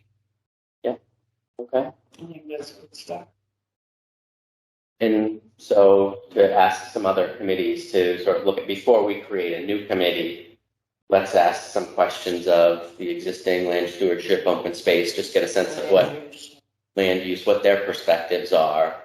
And if we feel like there's support from those committees, then we could say, okay, you know what, there's some momentum here. Let's go ahead and in support from the community, we certainly know that we have some gentlemen that are willing to serve. So what I would then propose, so just to kind of circle back, what I then propose is, okay, we've got these two committees. Yeah. Maybe each one of them may take a particular angle, a particular charge towards the project. One of them may be looking at it from an operational cost standpoint. The other one may be looking at it, let's just say, from a different standpoint. Yeah. Public interest standpoint, or how different parts of the operation, who would actually have control over the property, those types of things. Yeah. But at that point, we could take a committee that is, say, a 5-member committee, make it a 9-member committee, and say, okay, gentlemen, raise your hand. I need 4 members who are ready to dig in, and let's go to the next step here. Let's see how this is going to work. So, I mean, that's something, again, I think we have that type of flexibility. Yeah. And again, a lot of our committees, they meet, they don't really have a lot on their agendas, and, there's not a lot of good minutes, so this is a charge that we could task them with, and I think may make sense. Yeah, and I agree with that. I think that, right, like we have a land steward, I'm just making notes. So a land stewardship committee, conservation committee, open space committee, CPC, right? Because CPC would also be in a position to say, hey, are we even going to entertain something like this or not? As a potential funding source. Not that there aren't other funding sources, but I think that would be sort of a critical question to ask. And so, we could either ask these folks directly, or we could form the committee and say, hey, your charge is to go to these different boards and committees, get some written letter of support, or get their perspective or input, or answer these questions. So it could sort of be a very targeted thing. I guess clearly we want people to be able to express what they want to do. We want to take people's energy and advocacy and volunteer hours and time and energy and funnel that into do great things for the town, right? That's what this is all about, trying to do something great for the town. So we don't want to get in the way of that. But what I'm concerned about in some ways is, right, like Dennis Westgate, DPW director, and his team and organization, right? This requires land clearing. It requires road construction. It requires parking area construction, earthwork, electrical, running electric up to there. That's going to support things, running either sewer and or putting in septic, which is Board of Health, putting in water, getting water up there. So those are all sort of town infrastructure type of investments that I don't know how we would get estimates for those without taxing our DPW department. I mean, if there are people directly with the state that can provide that, have at it. But I don't want Dennis and his team spending hours and hours and hours in meetings, conversations, whatever, trying to figure this out for an initiative that I just don't think is the right place or the right time. So anything else before we open it up to the hands that are waving over there like crazy? I don't have anything else to add. I think at least we've got the framework of what are our options. Yeah. Okay. Good. Please. So again, I speak from personal experience. In 2005 or so, I was on the board of selectmen when this property was acquired. I'm sure that the three of you have read the Land Stewardship Steffens Farm 2006 publication, where they represented to the community exactly what they were going to do with this property. This property was bought with tax money. We didn't have Sudbury Trust or anything. It was purposely presented by then, unfortunately, my 2 colleagues who are now deceased, Joan Shanahan and Al Holman. That's why this property was acquired. If you take a look at the 90-something page Land Stewardship Steffens Farm paperwork, nothing has been done by the Land Stewardship that is consistent with what was represented to this community. This is no different than any other project. For example, when the middle school was built, when the high school was built, there were committees that were formed to do what it's doing. So I guess I'm just a little bit anxious that you're proposing maybe to have a committee that for 16 years hasn't carried out its function in that writing that it presented to the community. We have here a group of citizens that are presenting something that would make up that, in my opinion, quite a bit more special. And it's disappointing. Selectman Steve and Selectman Brett, last time we were before you, you each said one thing that I found comforting. that you were actually going to allow the citizens to decide exactly what should happen with town land. Selectman Maureen, I didn't hear you say anything. So I hope that you too are persons of your word and that you're going to create a committee, because one of the committees that you've just mentioned hasn't done anything for 16 years. Thank you. Anyone else? Yeah, I mean, and I wanted to reference, you mentioned the land stewardship, and in this plan, which I have up right now, they do reference the recreation aspects of this property, including picnic area, playground, tennis, basketball, volleyball, sledding, bird watching, horseback riding, viewing areas, several of which I proposed in this concept with the addition of the amphitheater. And I think it's and it also talks about the roads that I looked into earlier, we looked into earlier, and it does make recommendations throughout this plan. So I mean, it's well within the concept that I proposed, and which the land stewardship has already done for us. It's actually right here. So again, I'm hoping that we move to a committee. In my opinion, that is really feasibility and price determination. How can we get a road in there, which is really the main option, right? Yeah. That problem for us to really get us as a town get to use that property that we had envisioned way back when we purchased it. The road has to exist. Yeah. So I haven't been as many of these meetings as Brad has. He's been carrying the ball, but I've seen this involved with us, with Brad, and they are welcoming their help. Recreation, they don't have the staff to be able to do anything like this. They have a plan. This really isn't in their plan. Their plan is more of the scratch property and things like that. We certainly will be competing recreation dollars in the future. Let the people decide which way we should go. Is it soccer fields? Is it an amphitheater? Is it a dog park? Let the people decide. I think that the citizens that I've heard for 30 years in town say we have a lot of land and we do nothing. So if you want to buy another piece of land, I think it would behoove you to use something. And if Community Preservation Act is the way to go, we're not raising taxes. So if a question here went out and said, should we spend $5 million? People will all say no. If you say it's money you've already paid, it's sitting in the kitty, let's use that and make sure our way forward on this program, I think you would get support. So it would be very, I guess, leading how you ask questions in a questionnaire. Anyone else? Yes, this is Chris Scott from the Conservation Commission. I did want to mention that the land stewardship has been haying in the fields routinely throughout the years, and there has been bird studies done up there as well, and there have been some studies of how to access the property, all of which were met with steep inclines that did not work. So the only access that the land, open space and land stewardship have been able to obtain is a agreement with a neighbor to let us cross over their land. So I do disagree with the statement that nothing has been done. Quite a bit has been done up there. Thank you very much, Ms. Scott. Go ahead. I don't know a lot about town politics and how everything works after this meeting's done, but it seems like what's the downside of creating a committee? You have people that want to be involved, that want to help get the ball rolling and get all these other organizations and town committees involved. I just don't see the downside of having that. It's having one of you guys have to do all that work when the meeting's over. I guess which one of you is going to call all the committees and start the process? We're here to help. Yeah. So, that's great, right? Like, that's what we're here to have this conversation. A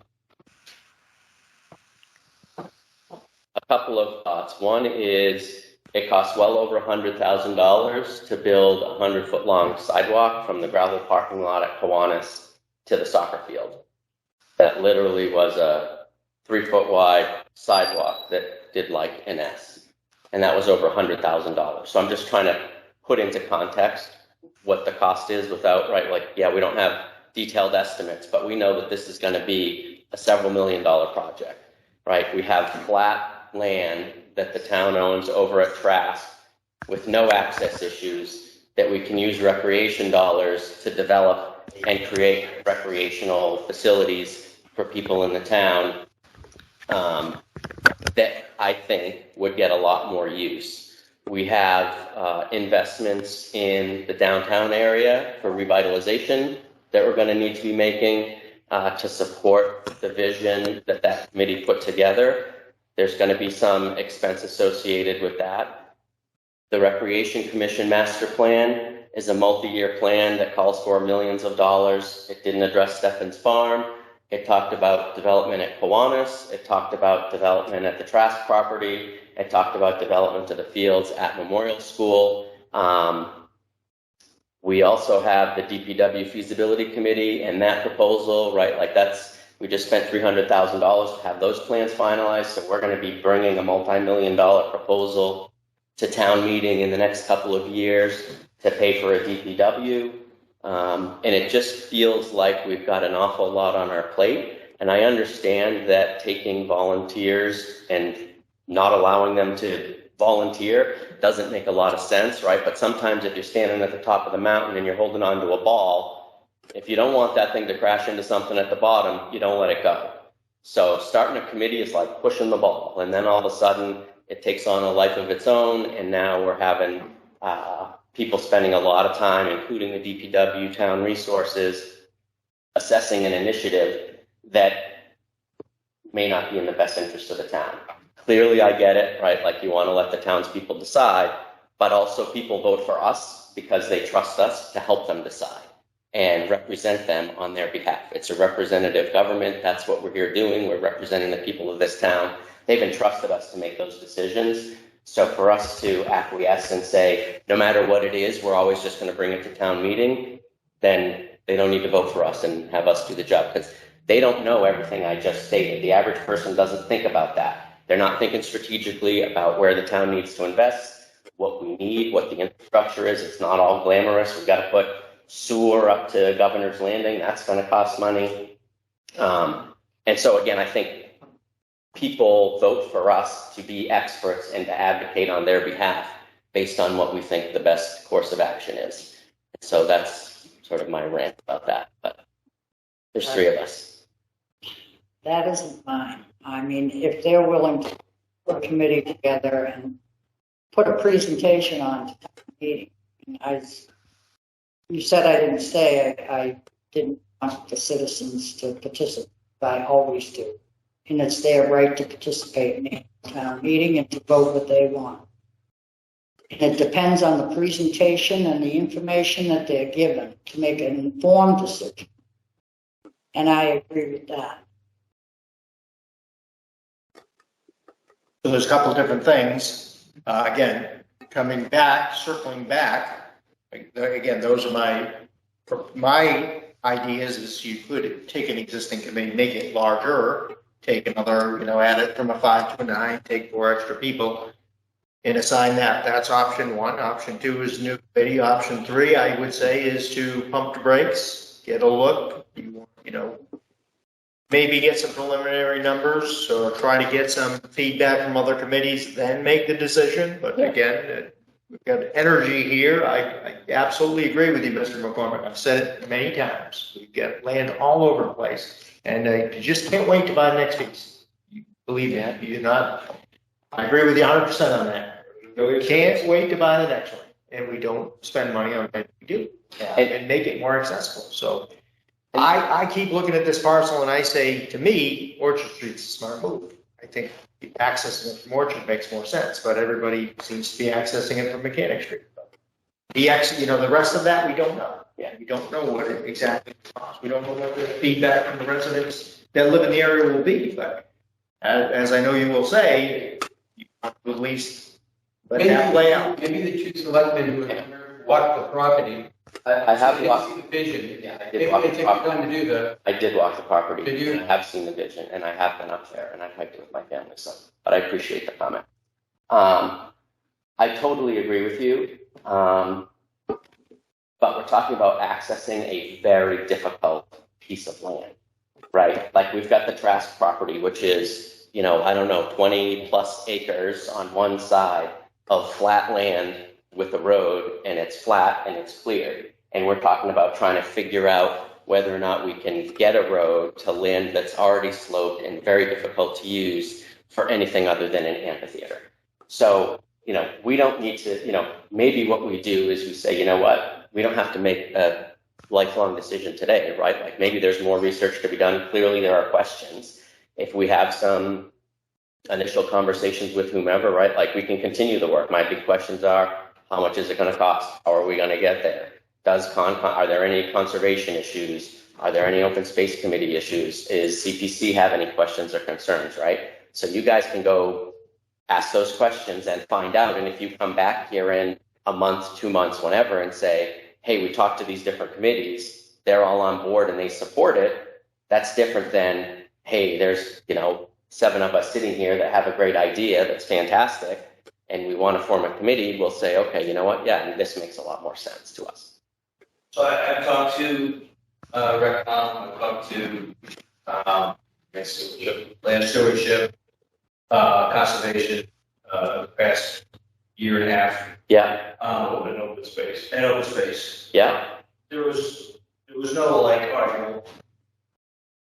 big negative against it. There was no big positive for it, but because there's a lot of unknowns that we need to explore, and that's the whole point of the committee. We need help. We don't have the context that the town has to explore those avenues. Right. The Steffens Farm Land Stewardship Plan addressed many of the items we're talking about tonight. Right. There's recommendations in that plan already for that site. Yeah. And just to reiterate, it's not just the concept is not just the amphitheater. It's picnic areas, covered picnic areas. It's playground, dog park potentially, those types of things, which echoes what was in the Land Stewardship Committee, the previous Land Stewardship Committee. We're not trying to do something new, but we are trying to take something forward for this piece of property, and we're up against up to the point where we need help. Got it. So what is the help that you need specifically? We need help from a formal committee to actually do some reporting for costing estimates, those things. I'm able, and I'm working on some estimates for the cover structure, area structures, those things I can get. I don't have contacts to get estimates for roads or which is the right way to go with the roads and orchard as a mechanic. I don't have that. Yeah. So who is it that can do that kind of work? Is it only the DPW? Is it the state? Or right? Because we have the same questions, right? Like, so there's a big difference between, hey, this is going to cost $1 million to, are you guys crazy? You can't get up there for less than $20 million. Like, it doesn't make any sense, right? Everything ultimately is prevailing wage. So whatever we think it's going to cost is always going to cost us, typically speaking. Right. I mean, that's really my thing. It's like, I feel like the cost of this project is going to be so far outside of what makes it a worthwhile investment that it can be phased. It can be phased, right? So baby steps. It doesn't all have to be a $10 million. Let's start now. It can be phased. Get some access. Get whatever the easiest thing is, the dog park, whatever the easiest thing is. We start that way. Selectman Brett, if you don't do this, the board doesn't do this, I think you're going to make it very difficult for the citizens to vote further to acquire much more open space. Here was a parcel, 125 acres, that was purchased, and I think it was 2005, specifically in a way that wouldn't limit its use, like the recent Fowler and Mechanic Street project was acquired. So, again, I've heard Selectman Steve talk about that you need to use open space. Here's an opportunity for it. And again, this project is nothing different than building a school, building a sewer system, waste facility. You can create a committee. And again, respectfully, the committee that was given by the Board of Selectmen to take care of this land hasn't fulfilled its vision in 16 years. You have here a group of citizens that are willing to move this forward, and ultimately it will go to the citizens. I think I heard you express concern that how's it going to be paid for, our tax dollars. This is already paid for. The Community Preservation Act was passed during my term as a selectman. And that money is already there. The citizens' funds are already there. And as you know, historic preservation, open space is one of the reasons that that money is available. So it's not going to increase the taxpayers' rate. It's actually going to use money that they've already put into it and that the state has matched the 3%. I can't think of any reason not to support it and allow the citizens to decide as opposed to you three. And as I said earlier, the last time you were here, my memory is that two of you said that you respected that. And I thought you had said that you were going to allow the citizens to decide this. So I hope you create a committee, let the committee determine what needs to be done, and then present it to the board and to the town. Just a quick, my opinion, a quick opinion to what you're saying too is, remember, CPC dollars are ultimately, we use the historic preservation dollars for this building. Open space, we probably would not be able to use for that particular project, right? Those that use open space dollars, it's passive recreation, you can do anything with it. So I think the only opportunity for CPC dollars, in my opinion, again, I don't sit on that committee, so I can't speak to it, but my gut tells me recreational component. So it'd be helpful to know what's in the recreation component. Again, we don't know that. It's not important as to whether or not we form a committee, because it doesn't really matter what's in there. There's other funding sources, as you mentioned. So, but I'm just saying, so if we don't take this and say it doesn't cost us anything, I don't think that's the situation. I think we're only going to use recreational component out of CPC. A restricted component too, right? Yes, and that's what we don't, right? We want that area to be a dog park. We want that to be, or you can't do that, as you know, you can't do it with the parcel that's just bought. So, Steve, it doesn't cost money to create a committee.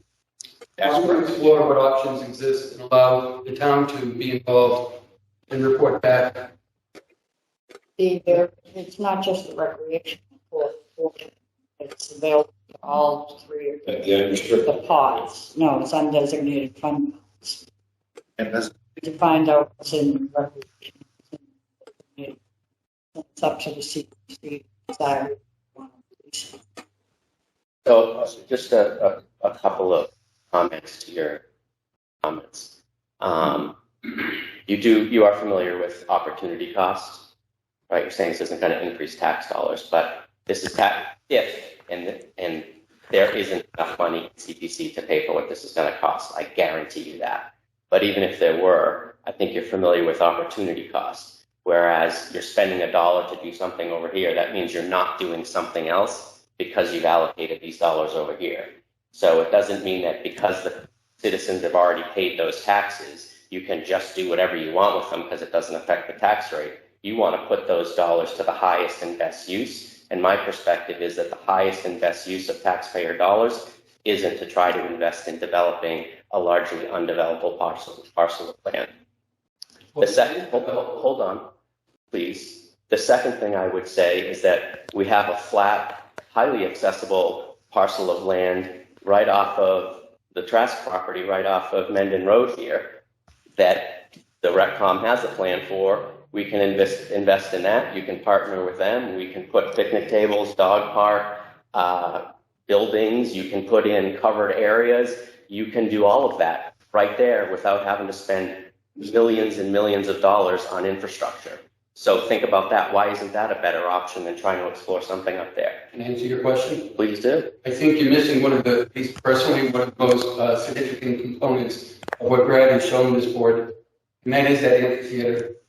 And again, if you've taken the time to go there and look out, you'd see the beautiful view that you have. And that's what makes that particular project. I guess if I want to try and be a naysayer, when you're talking about the Trask property, I mean the one that's close to Mendon. So I'm not sure that it's really, more central for the entire community to use. But again, this is more than just, say, a dog playground, a playground for kids, or a park or whatever. It's also that amphitheater that would be great for families to actually go there and see perhaps, 50 miles of more of beautiful scenery. I don't think Trask property can give you that. And one more thing, the community's been waiting 16 years. So how much more opportunity is lost to those people that have lived here and paid for it, but not been able to enjoy it? I hope you give some value to that. Thanks, Al. Yeah, thank you. You're welcome. Through the chairperson. Yes, Ms. Scott, go ahead and then Marcella's had her hand up for a while. So can Marcella make a statement, please? Of course, please. Hi, thank you very much. I just feel like I have to speak in defense of the work the Land Stewardship Committee has done. In 16 years, it's not like nothing has happened up there. We've developed that area with trails. We've worked very closely with Scouts to develop the trails and build some infrastructure, bridges and boardwalks. We've created the community garden. We've got, we still have some thinking to do about the possibility of a dog park. That's definitely on our radar. But to say that in 16 years we've done nothing is very insulting to the committee and to the Scouts and the other volunteers who've worked on this property. So I just wanted to make that statement. I also not opposed to using that land for some of the ideas that have been proposed here. I would very much like to see some work done to develop a dog park. We've talked about it. A lot of issues are affiliated with that, not the least of which is liability and maintenance. It's one thing to build this. It's another thing to have people maintain it, and we would need to hire folks to do that, because I don't think we'd have the people on our volunteer committee who could plow, who could develop, who could do the clearing for this, something like that. In any case, I just feel like we are doing a lot here, and I'd like to be included in the conversation as chair of the Land Stewardship Committee. No one has approached us about this, and so I'm hearing about it from other sources, but I would love to have a conversation. Thank you, Marcel. And I would echo, and it's an opportunity to do that, that the work that the Land Stewardship Committee does and has done is notable. Certainly my son, as a scout, was up in Steffens Farm. Mr. Rosenfeld may not realize this, but we were up there hiking and building some of the infrastructure that's up there. And so, you and the team that you work with have done a lot of work, not only at Steffens Farm, but around the community. So I wouldn't let the comments of a few impact all of the good work and goodwill that you've created for the town. Is there somebody else that has their hand up or would like to say something on the phone? No, that was just me. Thank you. Yeah. Just a question, because I think there was a question asked towards me before. Thank you. Larger discussion as far as taking initial look. I have had experience in another town where we needed assistance through CPC just to flesh out things a little bit more, to identify a concept. And in 2 instances, retained VHB to do concept plans that then allowed for the public engagement, allowed for limited sort of engineering support for basically doing a series of trails in Grafton in 2 locations, one around Fisherville, but then the second in North Grafton, where one was for about $17,000, the other was for about $25,000. That's still a good amount of money, but it gives partly the ability to see, okay, what are some of the things that can happen?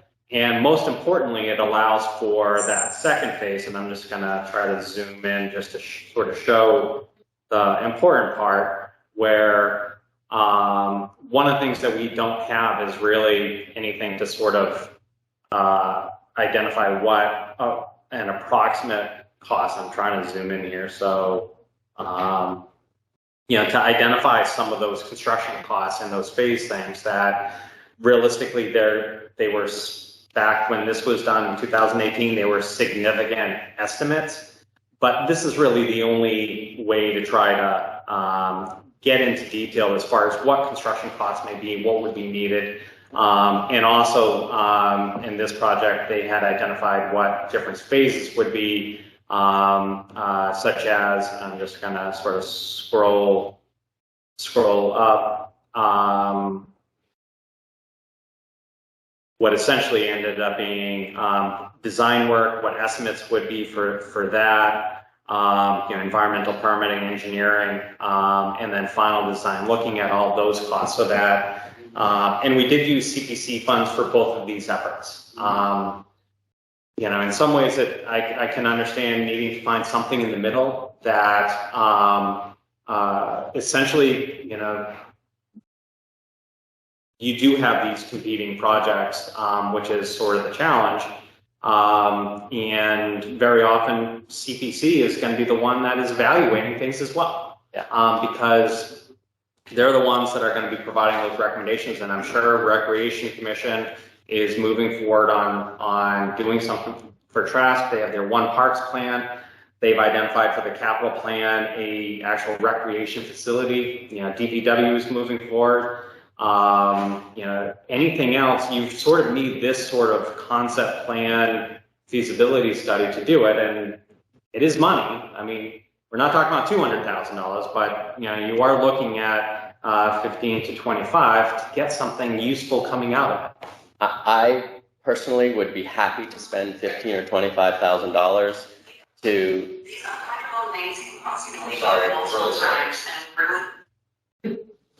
No mute button on that phone? It's got a power button.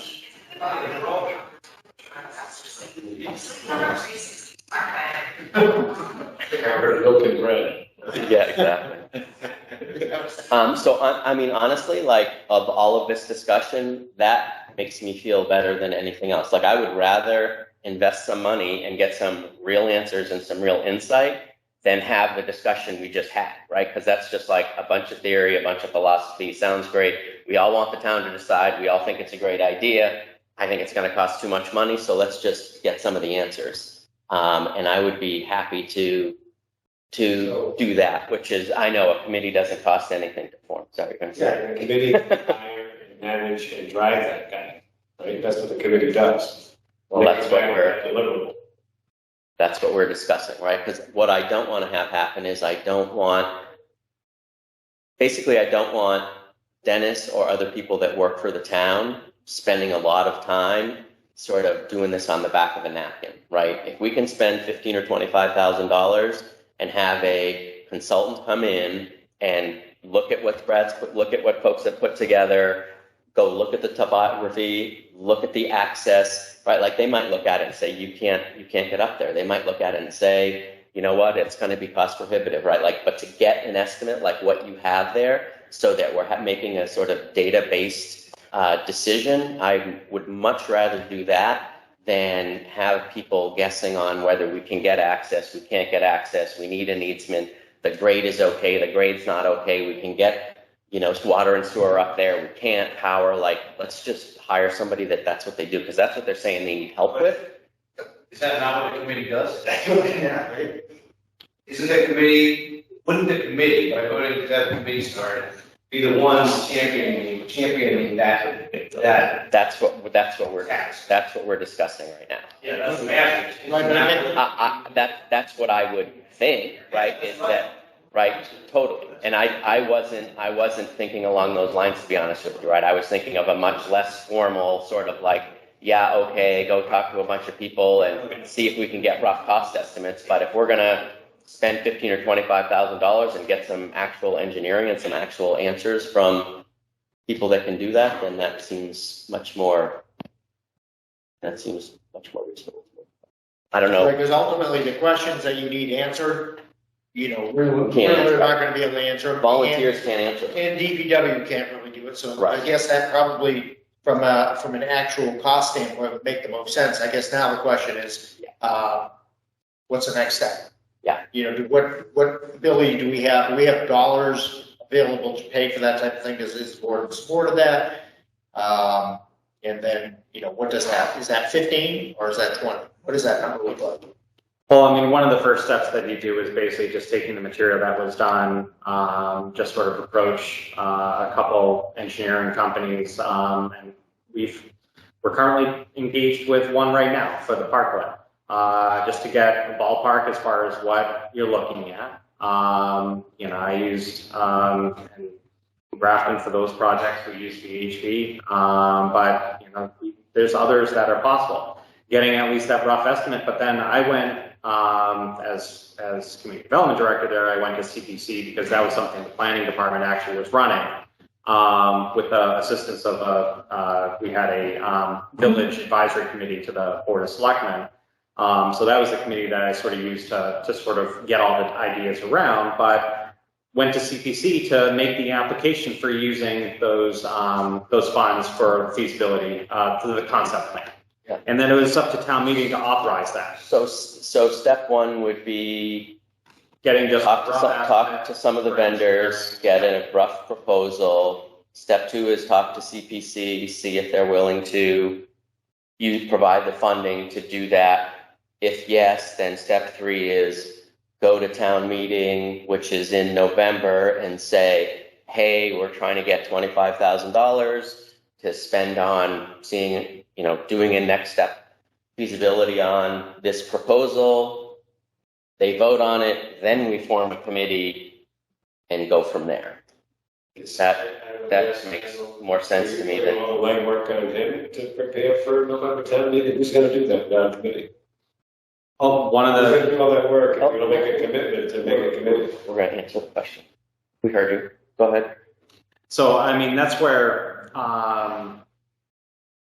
basically do exactly as you said, or have a committee that then at least is the one arguing to CPC. Doesn't take much to prepare to get the consultants to do an estimate, especially based on material they already have. Yeah. And, you know, it's just identifying, you're going to have at least one public input session. You're going to have site walks. They're not going to do any engineering. They're going to get all their engineering off the LiDAR. So this is exactly existing state data. So they may, you know, like we had someone just verify GPS coordinates, you know, which is basically just holding out. No, I think the question he's asking is, do you do that? Does Brad do it? Or do we need a committee to do it? Or do I do it? It's like 3 roads in front of you. You all get to the same spot at the end. It's just what path do you want? Coming together with basically just a rough estimate and scope of work. That's something that if I put together, I'd want some advice from them as far as what are the things we're going to look at. Yeah. So that's where having an initial group can help define that, because that 15 to 25 can become $50,000 scope depending on what you want. Basically, this is a concept plan to get the rough engineering. You're not going to come up with shop drawings for any structures. Okay. This is just, does the concept of this work? And that's where getting some assistance does help, because otherwise, you know, whoever is advocating this to CPC and ultimately town meeting, I don't think it should be. Okay. So I would put it back to you guys. Is that something that you want to sort of lead and pursue with Joe's sort of guidance and help to say, okay, this is what the package should say. Here are the vendors, and they can get the proposals. Is that right? And then you would sponsor an article on. That's not a citizen's petition, so doesn't that come through us? Like who would sponsor the article? CPC. Whenever we name the committee. So if we name the committee, it would be through CPC. Right. Okay. Because ultimately, they would be putting that article together for that funding request. Right. They just would be the applicant.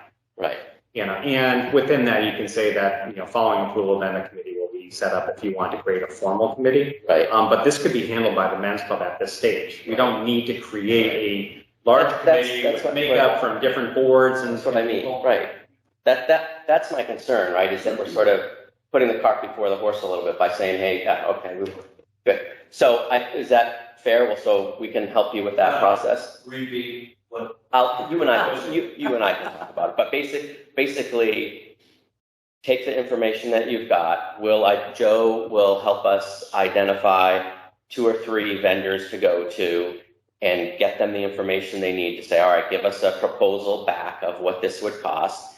Talk to CPC, see if they're on board with it. If they're on board with using CPC funds for it, then we can go ahead and have them put an article on the special town meeting warrant for November. And if it gets approved, then we can form a committee that includes those different areas to go and administer that process with the vendor.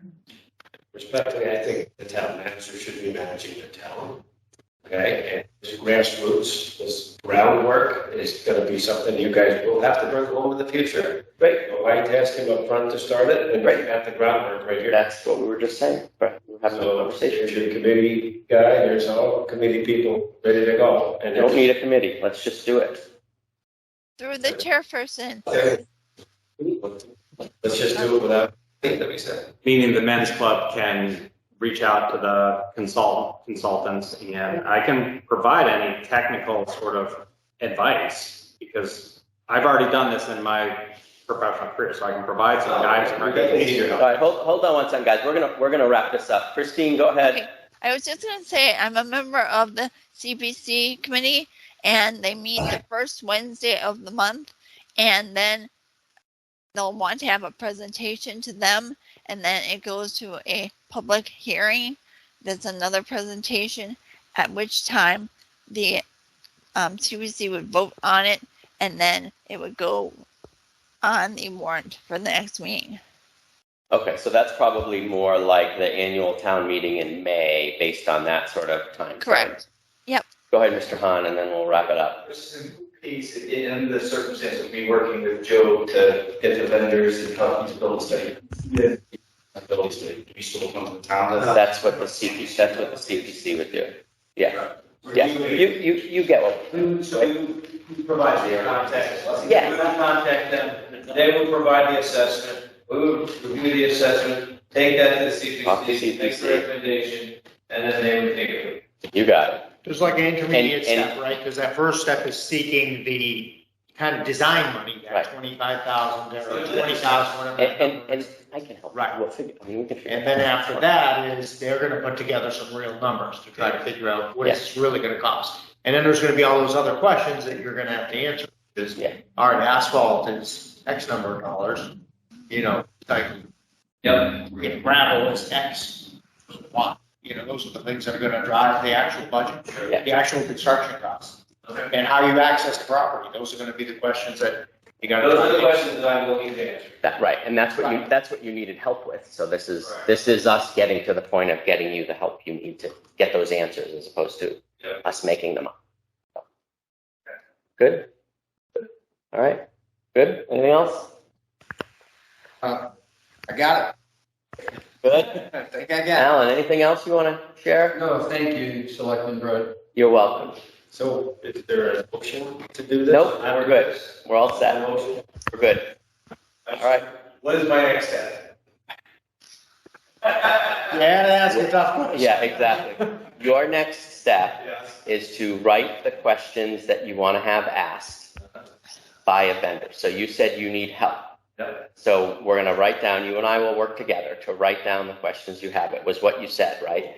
Sewer, septic, access, roads, asphalt, parking, all that stuff, right? And so, because that's the list of questions that we're going to bring to 2 or 3 vendors and say, here's the site, here's the plan, here's the deck. These are the questions we want you to help us answer. What is it going to cost us to get answers to these questions, plus or minus 20% or whatever it is? And then once we have that number, we can go talk to CPC and have that conversation there, or we can do those things in parallel. It doesn't need to be sequential, right? Because we know it's going to be in the ballpark of $15,000 or $30,000. So you go to CPC and say, hey, this is what we're doing. This is what we're trying to figure out. You guys on board? What do we need to do? Got it. Does that help? We're not going anywhere. All right. Okay. Thank you. Yeah. Thank you, guys. Good. Yeah. See you later. You're welcome. You're welcome to stay. To hear us approve minutes. Thanks for all the time and effort, guys. Appreciate it. Meeting minutes. Minutes from May 17th. At our last meeting. Yeah, is he gone? Thank you. last meeting, Steve, you had some comments, and I meant to get in touch with you to find out what we need to change the order. So clearly you haven't done that, and clearly you haven't received the 17th, so. Good. We're good. Step over that, yeah. All right. Obviously, with all the interviewing and all the trying to get people on board and get positions plugged, we're just gonna lose a couple of weeks, that's all. Yeah. It didn't rise to the top. Before we Oh, yeah, we need to do our go thing. downstairs, I don't have it in the packet, and you can sort of see it. All right, can somebody make this motion? Please. Move that the Board of Selectmen vote to enter into executive session pursuant to Mass General Law, Chapter 214, Section 1B, and Mass General Law, Chapter 4, Section 7, Clause 220, 26C, to discuss financial assistance to residents in need and not reconvene in open session. Roll call vote. Maureen Dwinell, aye. Second the motion, Stephen Mattelli and I. Brett Simus, aye. The motion carries by unanimous action. Thank you very much, folks.